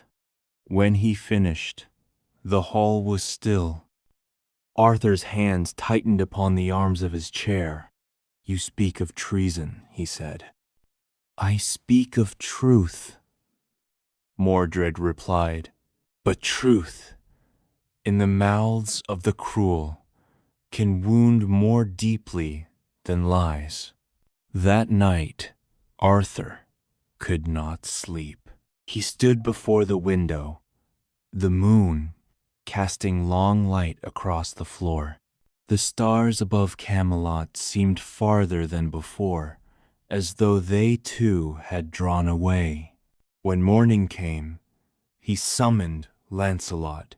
The knight entered the hall, his armor polished, his eyes steady. Arthur looked at him long before speaking.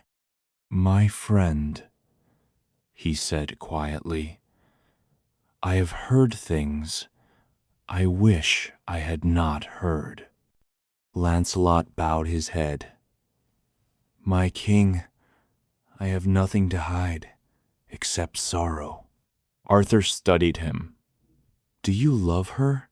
The silence that followed was soft but heavy, the kind of silence that carries more truth than any word could. At last, Lancelot said, I love her with all that is good in me, but never against you.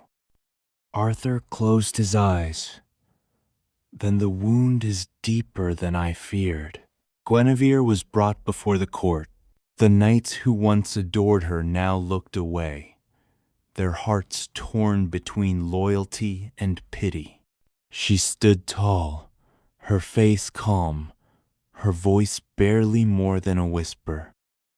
If love is my sin, she said, then I have sinned only by being human. The hall was silent. Arthur could not meet her eyes. He turned away and said, the law must stand even when the heart breaks. Ever won, and so the sentence was given not out of anger, but out of grief. The queen was to be taken from Camelot, her fate sealed by the very kingdom she had helped build. But before it could be done, Lancelot came. He came not in vengeance, but in desperation, and his arrival tore the night apart. He fought not for glory, but for love, a love he could not renounce, even if it meant destroying what he cherished most. The battle was brief but fierce. Torches fell, swords clashed, and the still air of Camelot, filled with the sound of sorrow, made steel. When it ended, the court was fractured, its unity broken, its peace scattered like petals in the wind. Lancelot fled, carrying Guinevere to safety beyond the reach of the crown. Arthur pursued him, not with rage, but with a heart torn in two, between justice and love, between mercy and duty. When they met once more, upon the quiet plains far from Camelot, there was no triumph between them, only the silence of two men who had lost everything worth fighting for. Arthur lowered Excalibur. We have both failed, he said. Lancelot's voice trembled. If I could undo it all, I would. I never meant to wound you. Arthur looked at him long, then nodded. I know. Go now, and may peace find you, wherever peace still exists. The two embraced, not as enemies, but as brothers.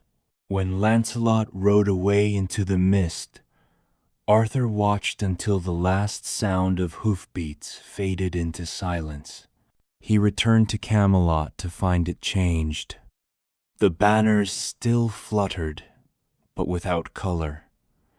The music still played, but without joy. Merlin was gone, vanished as quietly as he had come, perhaps into the west, perhaps into the pages of time. And Mordred now stood at Arthur's side, smiling too easily, speaking too smoothly. The king's sorrow had made space for ambition to grow. Soon, the whispers became shouts, the cracks became chasms. Mordred spread his poison through the court until doubt hardened into rebellion. And then came war. It was not the grand war of old songs, not banners and trumpets, but weary men beneath gray skies. The fields where once children had played now lay trampled beneath the boots of those who no longer remembered why they fought. Arthur led his people not with fire, but with tears. He did not crave victory.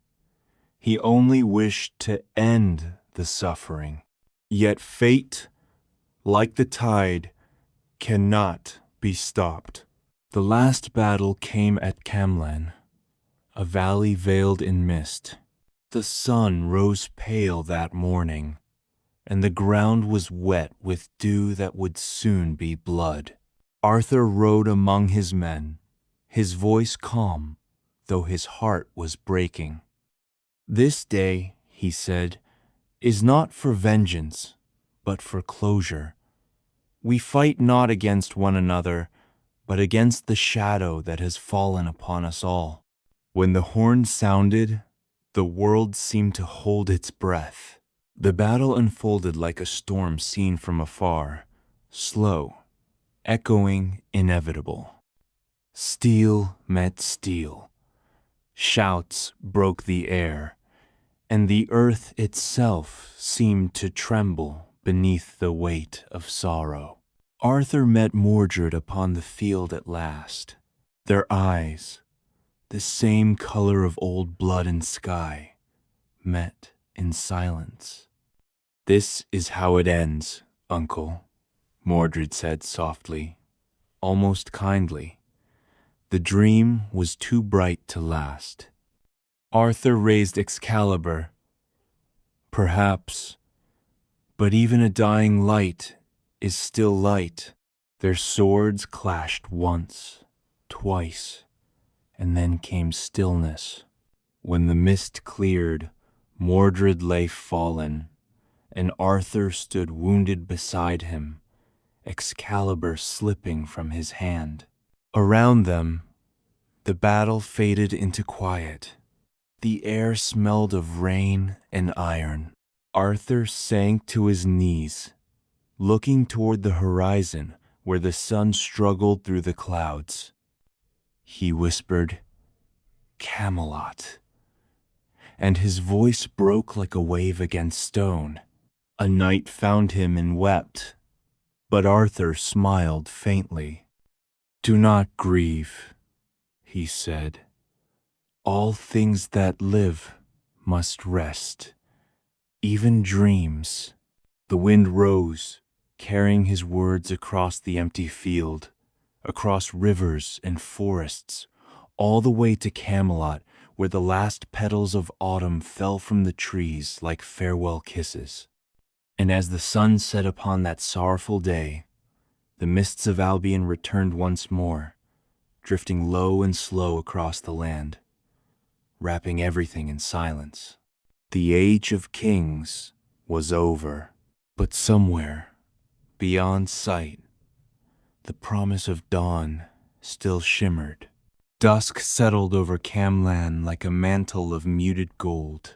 The mist that had watched all day from the hollows of the hills began to rise, unthreading itself from the grass and drifting close to the ground. On the far slope, the last echoes of battle faded into a hush that sounded almost like rain. But it was not rain. It was the world growing quiet. Arthur lay where the earth dipped gently toward a stream. The water there was clear and patient, slipping past stones worn by older wars, older winters. His breath came evenly, not in panic or pain, but with the tired rhythm of someone who has carried a burden a very long way and at last feels it lifting. A single knight knelt beside him. Bedivere, faithful and unshaken, his armor dull with dust, his eyes bright with grief. He did not speak at first. He simply held his king's hand and listened to the stream, to the distant wind, to the steady quiet that seemed to draw close around them like a cloak. "Bedivere," Arthur said at last, his voice low and calm, "the day has done what it came to do." "My lord," Bedivere whispered, "if there is any strength left in me, it is yours." Arthur smiled faintly. "Your strength was always the kingdom's, and mine. Now I must borrow only your courage."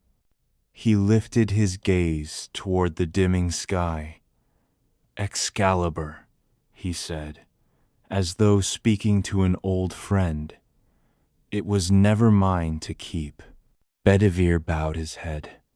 He understood before the words were truly spoken. My king, he said quietly, what would you have me do? Take the sword, Arthur answered. Carry it to the water and return it to the place from which it rose. The hand that gave it will know what to do. Then bring me word of what you have seen. Bedivere hesitated. His fingers, rough from years of service, rested a moment on the hilt. The blade, though dulled by dust and dusk, still held that inner glow, as if the sky had kept a portion of dawn's light hidden inside the metal. He rose and walked through the hush of evening. The field fell behind him. The stream led him among alder and willow, their leaves whispering. In a shallow cove, the water broadened into a lake, so still it held the shape of the sky. Bedivere stood at its edge and looked down at the sword that had been the spine of a dream. He lifted Excalibur once more. The gemstones in the pommel answered the last light of day with gentle fire. The weight felt like memory, and vow like oaths spoken before the round table, like laughter carried on spring air, like the steadiness of a king who had taught men to balance courage with mercy. Bedivere's heart clenched. He could not do it. Not yet. Instead, he hid the blade among reeds and returned to Arthur with empty hands. What did you see? Arthur asked. Only the ripples of the lake, Bedivere said softly.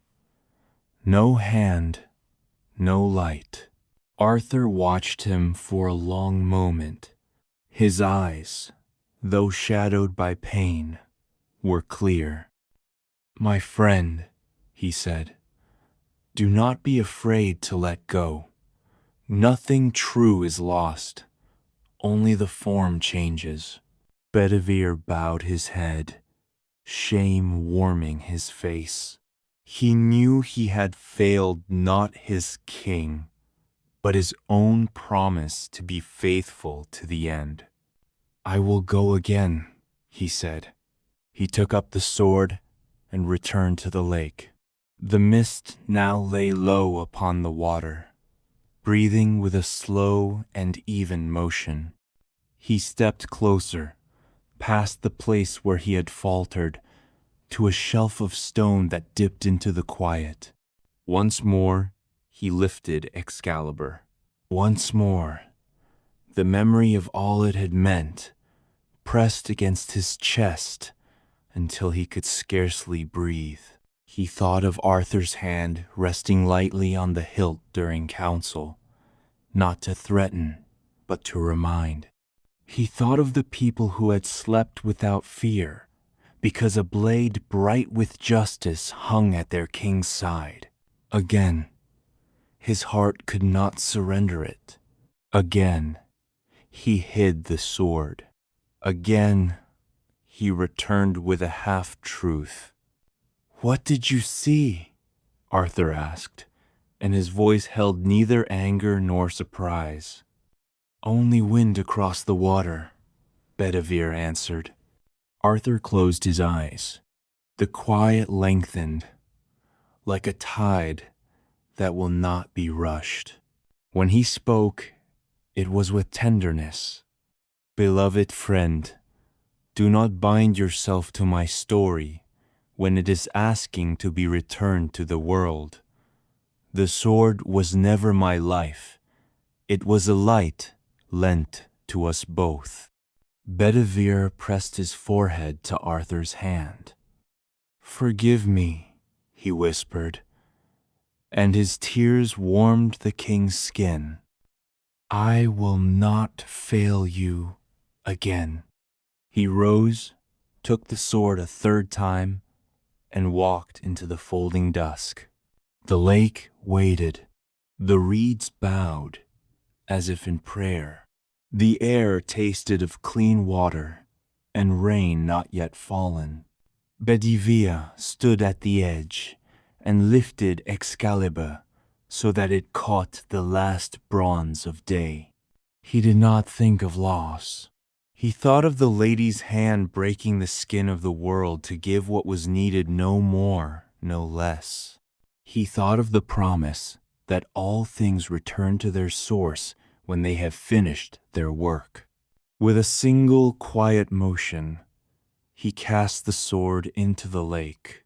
It turned once in the air, light rippling across its length, like a final breath, and then the water opened to receive it. For a heartbeat, there was only the soft sound of falling. Then the lake rose in a ring of silver ripples, and from its heart an arm emerged robed in shimmering water, strong and serene. The hand closed around the blade, lifted it high so that a thin path of light lay across the mist, and then sank slowly beneath the surface. The circles widened and thinned, and soon the lake was still again, as if nothing had ever disturbed it. Bedivere stood watching, his chest light, his eyes wet, his mouth curved into a sorrowful smile. He had thought the giving would wound him. Instead, it made room enough for peace to enter. He returned to Arthur. "What did you see?" the king asked, though from Bedivere's face he already knew. "I saw the hand that gave," Bedivere said, "and I saw it receive." Arthur let out a breath that might have been a prayer. "Then we have kept faith," he whispered. "Help me rise, my friend." Together, with care as gentle as evening, Bedivere lifted Arthur and supported him toward the stream. They followed it along the valley's curve until the water broadened again into a channel the color of twilight. There, by a shallow bank of smooth stones, a boat waited, no oars, no sail, only a low hull polished as if by moonlight and time. Mist gathered around it. 3 figures stood within, women robed in colors the eye wanted to name as petals or dawn or the inner sheen of shells. Their faces were kind and grave. The air around them smelled faintly of rosemary and rain. "Who are you?" Bedivere asked, though in his heart he already knew. "Keepers of the passage," the first woman answered. "Friends of Avalon," said the second. "The ones who bear what must be borne," said the third, and her eyes rested with love on Arthur. They stepped to the bank and helped Bedivere guide the king into the waiting boat. Arthur's weight was nothing to them, or rather, it was the exact weight of a life lived in service, and they were strong enough for it. Bedivere knelt at the water's edge, his hands open, empty. "My king," he said, and his voice caught. "What will become of us? Of the round table? Of the dream?" Arthur reached out and laid his palm over Bedivere's hands. "The dream is not mine," he said. "It is yours. It is theirs. It is the land's. Carry it in the small ways, the ways that last. Speak truth softly, share bread, defend the weak. Plant trees, forgive often. In those things, Camelot will not fall." A quiet settled over them, warm and deep. The women returned to their places. The boat moved, though no hand pushed it, and the water folded away with a whisper like silk. "Where do you go?" Bedivere asked, walking along the bank as far as the stones would allow. "Avalon," Arthur said, the name falling from his lips like a leaf finding its river. "A place between breath and word, between wound and healing, between the world that asks and the answer that comes." "Will you return?" Bedivere called, though the question felt like a child's, asked to soothe the heart, not to bind the future. Arthur watched the fog gather ahead, where water and sky became one soft color. There was a light there, nothing bright, nothing sharp, just the still glow that sometimes rises from dew at dawn. He turned back and smiled, and in his smile, Bedivere saw the boy who had drawn a sword without knowing it would become a story.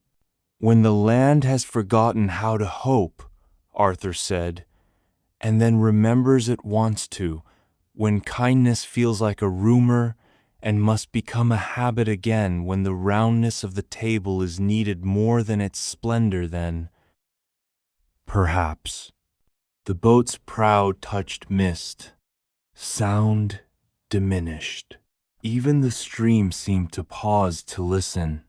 "Rest now, my friend," Arthur said, and Bedivere felt the blessing settle over him like a mantle. "Guard the small lights. They are the brightest." The mist received the boat. Shapes softened, then blurred, then became the very substance of the fog. The channel widened, or the distance did, or perhaps it was Bedivere's grief loosening its clasp. He watched until there was no line to watch, only a lake the color of sleep. He stood there for a long while. The night did not grow colder. It grew deeper, like earth welcoming a seed. At last, he turned back toward the field, toward the men who needed water and bandages and words that did not break. He walked with shoulders squared, not by pride, but by purpose. Behind him, the lake breathed in and out, the way a living thing does when it is at peace. Days later, word traveled softly across the land. The king had gone to the west, to a place whose name people spoke with calm. Some wept, some knelt at the edges of their fields and pressed their hands into the soil as if to be closer to whatever remained. Some simply lit a candle at supper and ate in silence, the way a family does when they are learning how to carry an absence together. Camelot did not vanish in a thunderclap. It thinned, as seasons do, trading one kind of beauty for another.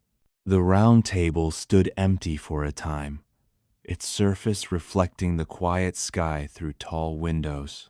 Then, slowly, people found their places, again not in those chairs, not beneath banners, but in markets and at wells, in gardens and along hedgerows, where the kingdom had always truly lived.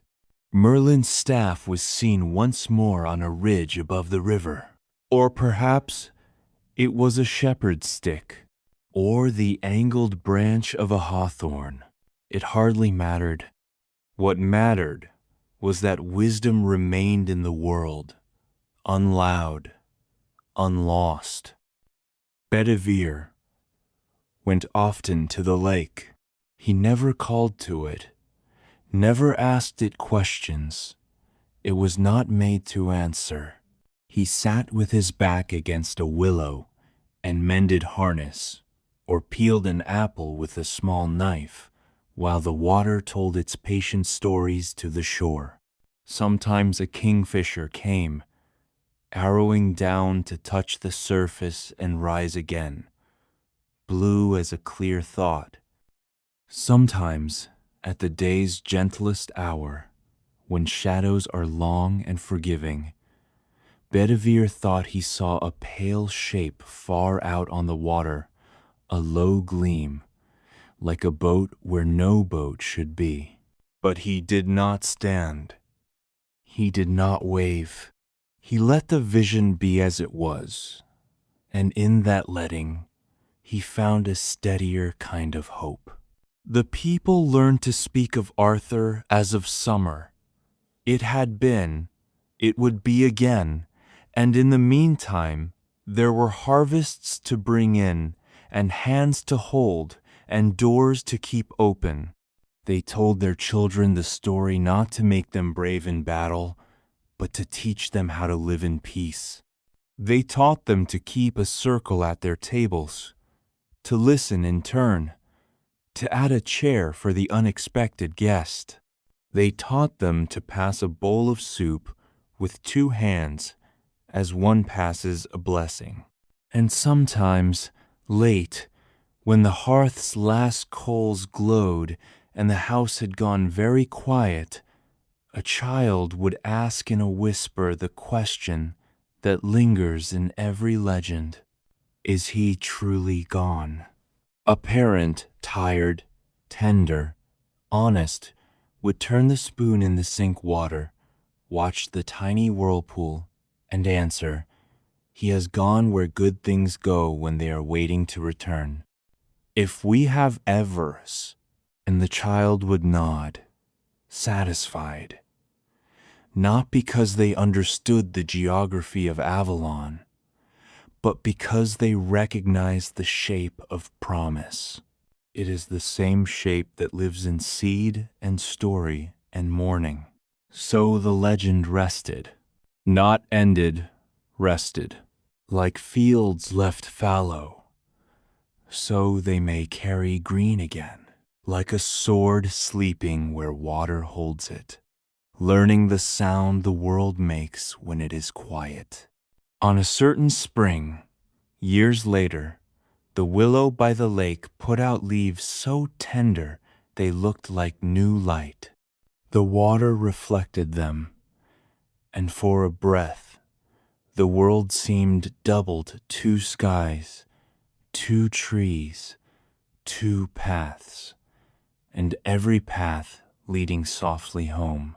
A breeze came through, and the leaves trembled, and their trembling sounded like a choir of small bells, or a single gentle voice speaking from very far away. It might have been the lady. It might have been the earth. It might have been memory itself, becoming music. What it said was simple: keep watch, keep kind, keep faith. And the people did, in their ordinary ways, in their unrecorded days, in the long seasons between a king's farewell and the moment the world, needing him again, remembers how to call his name. The seasons turned gently over Albion. Years slipped one into another, like ripples across still water. The wars ended, the wounds of the land healed in silence, and the stories that once belonged to a single king began to belong to everyone. In quiet cottages, by the warmth of hearths, the elders spoke to children of Camelot, not as a place of stone and crown, but as an idea, soft as light and strong as love. They said that when Arthur ruled, justice walked the roads beside mercy, and laughter shared a table with humility. They said that the knights were men of courage, not because they were fearless, but because they dared to be gentle in a hard world. And when they spoke of the Round Table, their voices lowered, as though remembering a sacred circle drawn long ago. They told of a hall filled with gold sunlight and the scent of pine, of men and women gathered not to conquer, but to listen.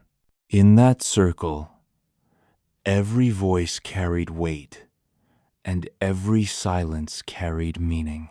The children would close their eyes and imagine the table gleaming a moon caught on earth, and wonder if somewhere it still waited beneath the dust. Time has a way of softening even the sharpest memories. The noise of battles faded first, then the clang of armor, the shout of command. What remained were the quiet images: a king walking through his garden at dawn, a knight laying his sword beside a bowl of fruit, a queen's laughter rising through the open windows of a peaceful hall.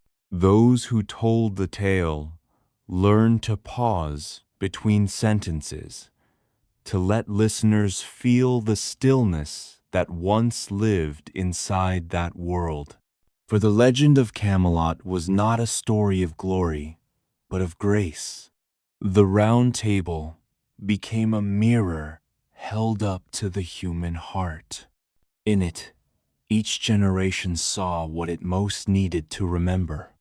For some, it was courage, that goodness is worth striving for even when the odds seem long. For others, it was forgiveness, that mercy can end wars more surely than iron. And for many, it was hope that even if the kingdom falls, the dream need not. There were scholars, of course, who searched for proof: the ruins of towers, the traces of roads, the outlines of old walls buried beneath moss and meadow. Sometimes they found something: a shard of pottery, a rusted hilt, the ghost of a foundation where wildflowers grew. They would kneel and brush the dirt away carefully, as if touching the edge of a memory. But what they never quite found was what they most desired: certainty. For Camelot was never only a place. It was a pattern of hearts turned toward light. And such things, once born, do not leave bones behind. Bedivere lived many years after that last morning by the lake. He became a teacher, though he never called himself one. He taught by the way he lived, with patience, with quiet kindness, with a smile that forgave more than words could. When children asked about the king, he would tell them small things: how Arthur loved to listen to stories by the fire, how he rode slowly through the fields so the birds would not startle, how he never passed a beggar without stopping to speak. Was he truly a king? The children would ask. Yes, Bedivere would answer, and that is how I know he was. A king is not the one who commands the loudest, but the one whose gentleness teaches others to stand tall. He never spoke of Camelot or of Avalon, but sometimes, when the evening light turned the water silver, he would fall silent and gaze westward. And though no one dared disturb his reverie, they somehow felt that in that silence, the king still spoke. In time, Bedivere passed, as all men do, but the peace he left behind grew quietly. Villages rose again from ruin, harvests filled the granaries, and laughter returned to the roads.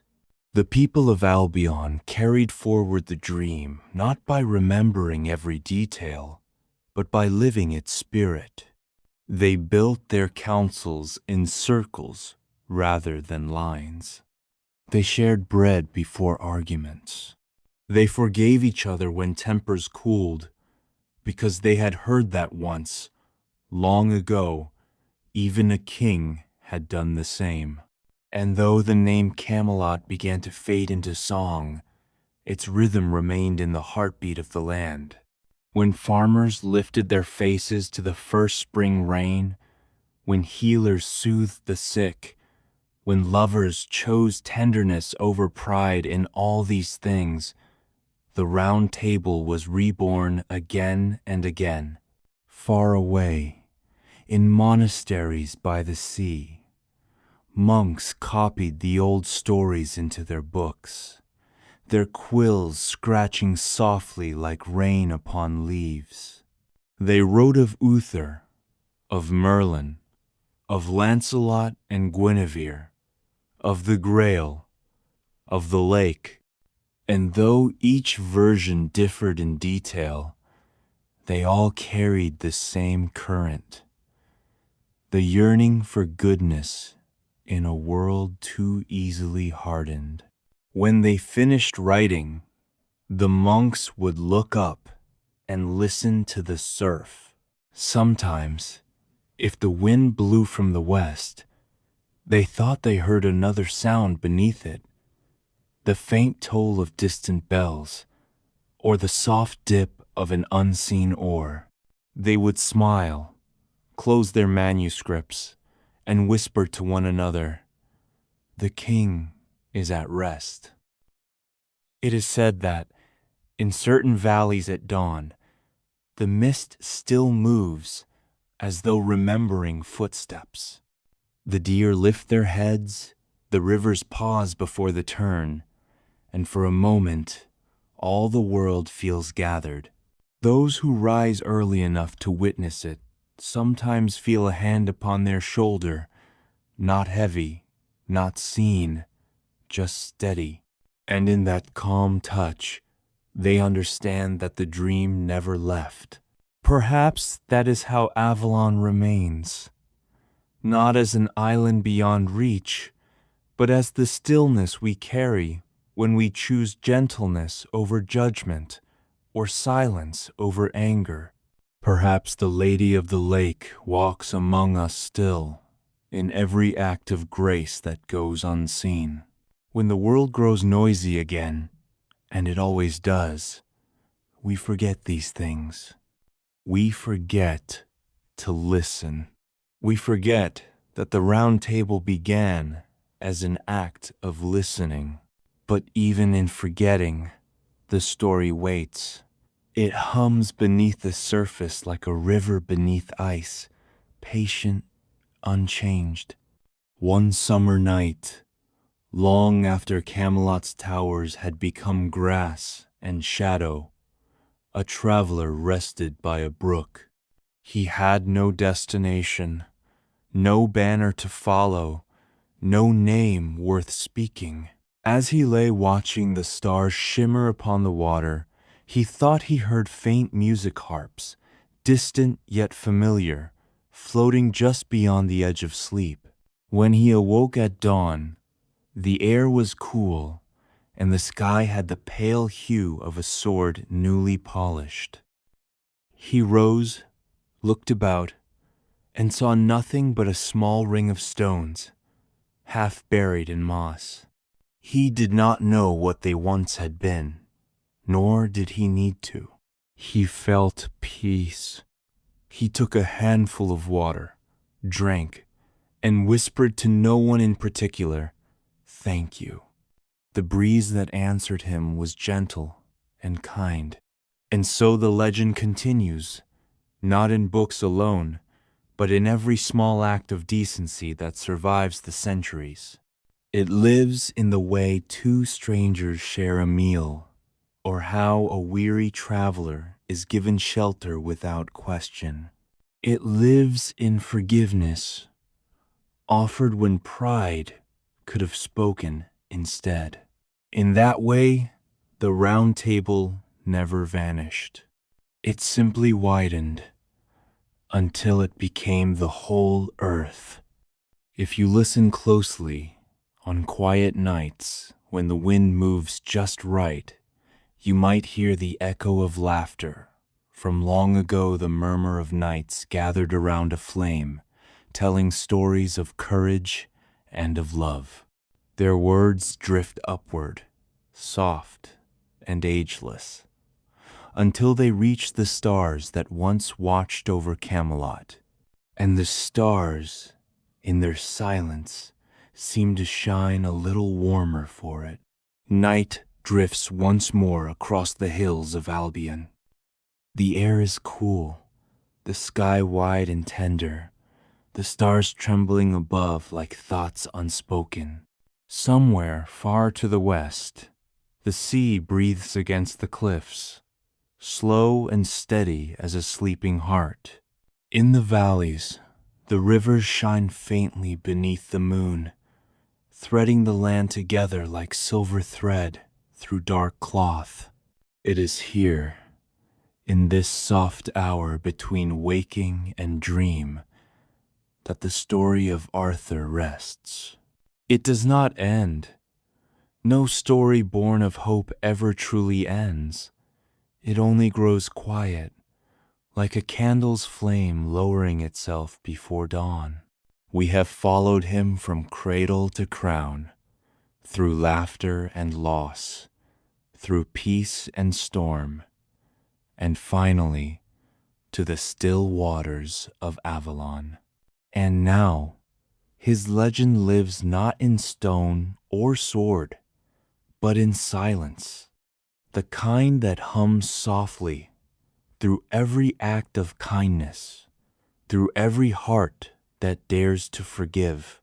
There are those who say the king sleeps beneath a mountain, his body unaged, his hand still resting upon Excalibur's hilt. Others whisper that he lies beneath the lake itself, his breath mingling with the slow rhythm of the water. Some believe he walks unseen among us, cloaked in time, his eyes old with memory, yet bright with compassion. But those who have listened long enough to the wind or to the hush of the sea at twilight know the truth. Arthur does not need to return, for he never truly left. He lives in the quiet courage of ordinary hearts. He lives in the kindness that outlasts bitterness, and in the faith that blooms again each morning, even when the world forgets how to deserve it. If you stand someday by a river, when mist drifts low and birds fall silent, you may feel it, a calm presence in the air, as though the earth itself remembers him. You may see a shimmer upon the water, a gleam that flickers once and then fades.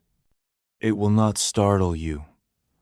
It will comfort you, reminding you that goodness, once born, cannot be unmade. It travels quietly, like light beneath the surface, like seeds carried on the breath of the wind. That is how the legend survives, not as thunder, but as the faint glow of something eternal, always returning, always near. The round table is long gone, its wood turned to soil, its gold to dust.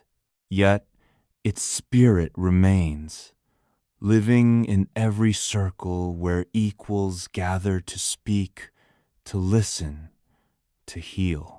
Each time a hand reaches across anger, each time a voice refuses cruelty, a little of Camelot returns to the world. And perhaps, somewhere, Arthur feels it, the pulse of that goodness calling to him across the mists, like the sound of distant bells. Guinevere's name, too, has not faded. Her story has softened with the years, her sorrow folded into forgiveness. The people remember not her fall, but her love, the love that made her human, the love that taught even a king how to grieve without hate. Lancelot's deeds live beside hers, no longer stained by guilt, but remembered for their tenderness and remorse. Time, ever merciful, has given them peace. Merlin's wisdom lingers as well. He walks now, not in robes, but in the hearts of those who listen to the earth. Every teacher who leads another toward understanding, every healer who trusts in patience, carries a fragment of his spirit. When the wind bends through old forests, it speaks in his voice, the voice that once told a young king, "Hope is the oldest magic." And so it is. Hope weaves through every part of this tale, through every heartbreak, every return, every beginning disguised as an ending. It is the quiet thread that holds the fabric of the world together, unseen yet unbreakable. Perhaps that is why the story is told and retold, century after century, not to glorify battle, but to remember gentleness, not to mourn a fallen kingdom, but to keep alive the dream that men and women can live in honor, even when the world grows dim. For Arthur's reign was never truly about kingship. It was about balance between strength and mercy, between dream and duty, between the hand that holds the sword and the heart that guides it. In that balance lies the peace we all seek. And though we stumble, though we forget, the story remains patient, waiting to remind us. The night deepens, stars shimmer above the hills, and far away, a heron lifts from a lake whose surface gleams like polished glass. If you listen, you might almost hear the faint dip of oars, the same soft rhythm that once carried a king into the west. The sound fades quickly, blending with the sigh of the wind, leaving only calm. It is said that, at certain times, when the air is still and the moon is full, the water near Avalon glows faintly. No one can say why. Some call it reflection, others magic. But those who have seen it do not ask for reasons. They simply watch in silence and feel something stir, something like longing, something like peace. And now, as this telling draws to rest, imagine yourself there by that same quiet lake. The reeds whisper softly, the air smells faintly of earth and rain, and mist moves across the surface like a living breath. The night is not empty. It hums with the memory of every kindness the world has ever known. In that stillness, you can almost see a figure standing upon the shore, cloaked in silver, calm and unafraid. He turns, and though you cannot see his face clearly, you know it is kind. He does not speak.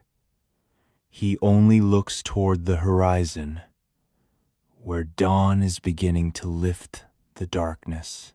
And then, as the first light touches the water, he smiles, as if to say, "It is enough." So sleep now, traveler, listener, dreamer. You have walked through the mists of Albion and seen how light endures. Let the story settle like a blanket around your thoughts. Let it breathe with you. For tonight, there is nothing left to seek, only to rest in what has been found. The dream of Camelot is not gone, it has only become quiet. It lives in the space between heartbeat and breath, between memory and dawn. And as you close your eyes, you may feel it, the calm rhythm of the eternal King, keeping watch somewhere just beyond the veil of mist. And though the stars may fade and night may end, his promise remains soft and unbroken. When kindness calls again, I will return,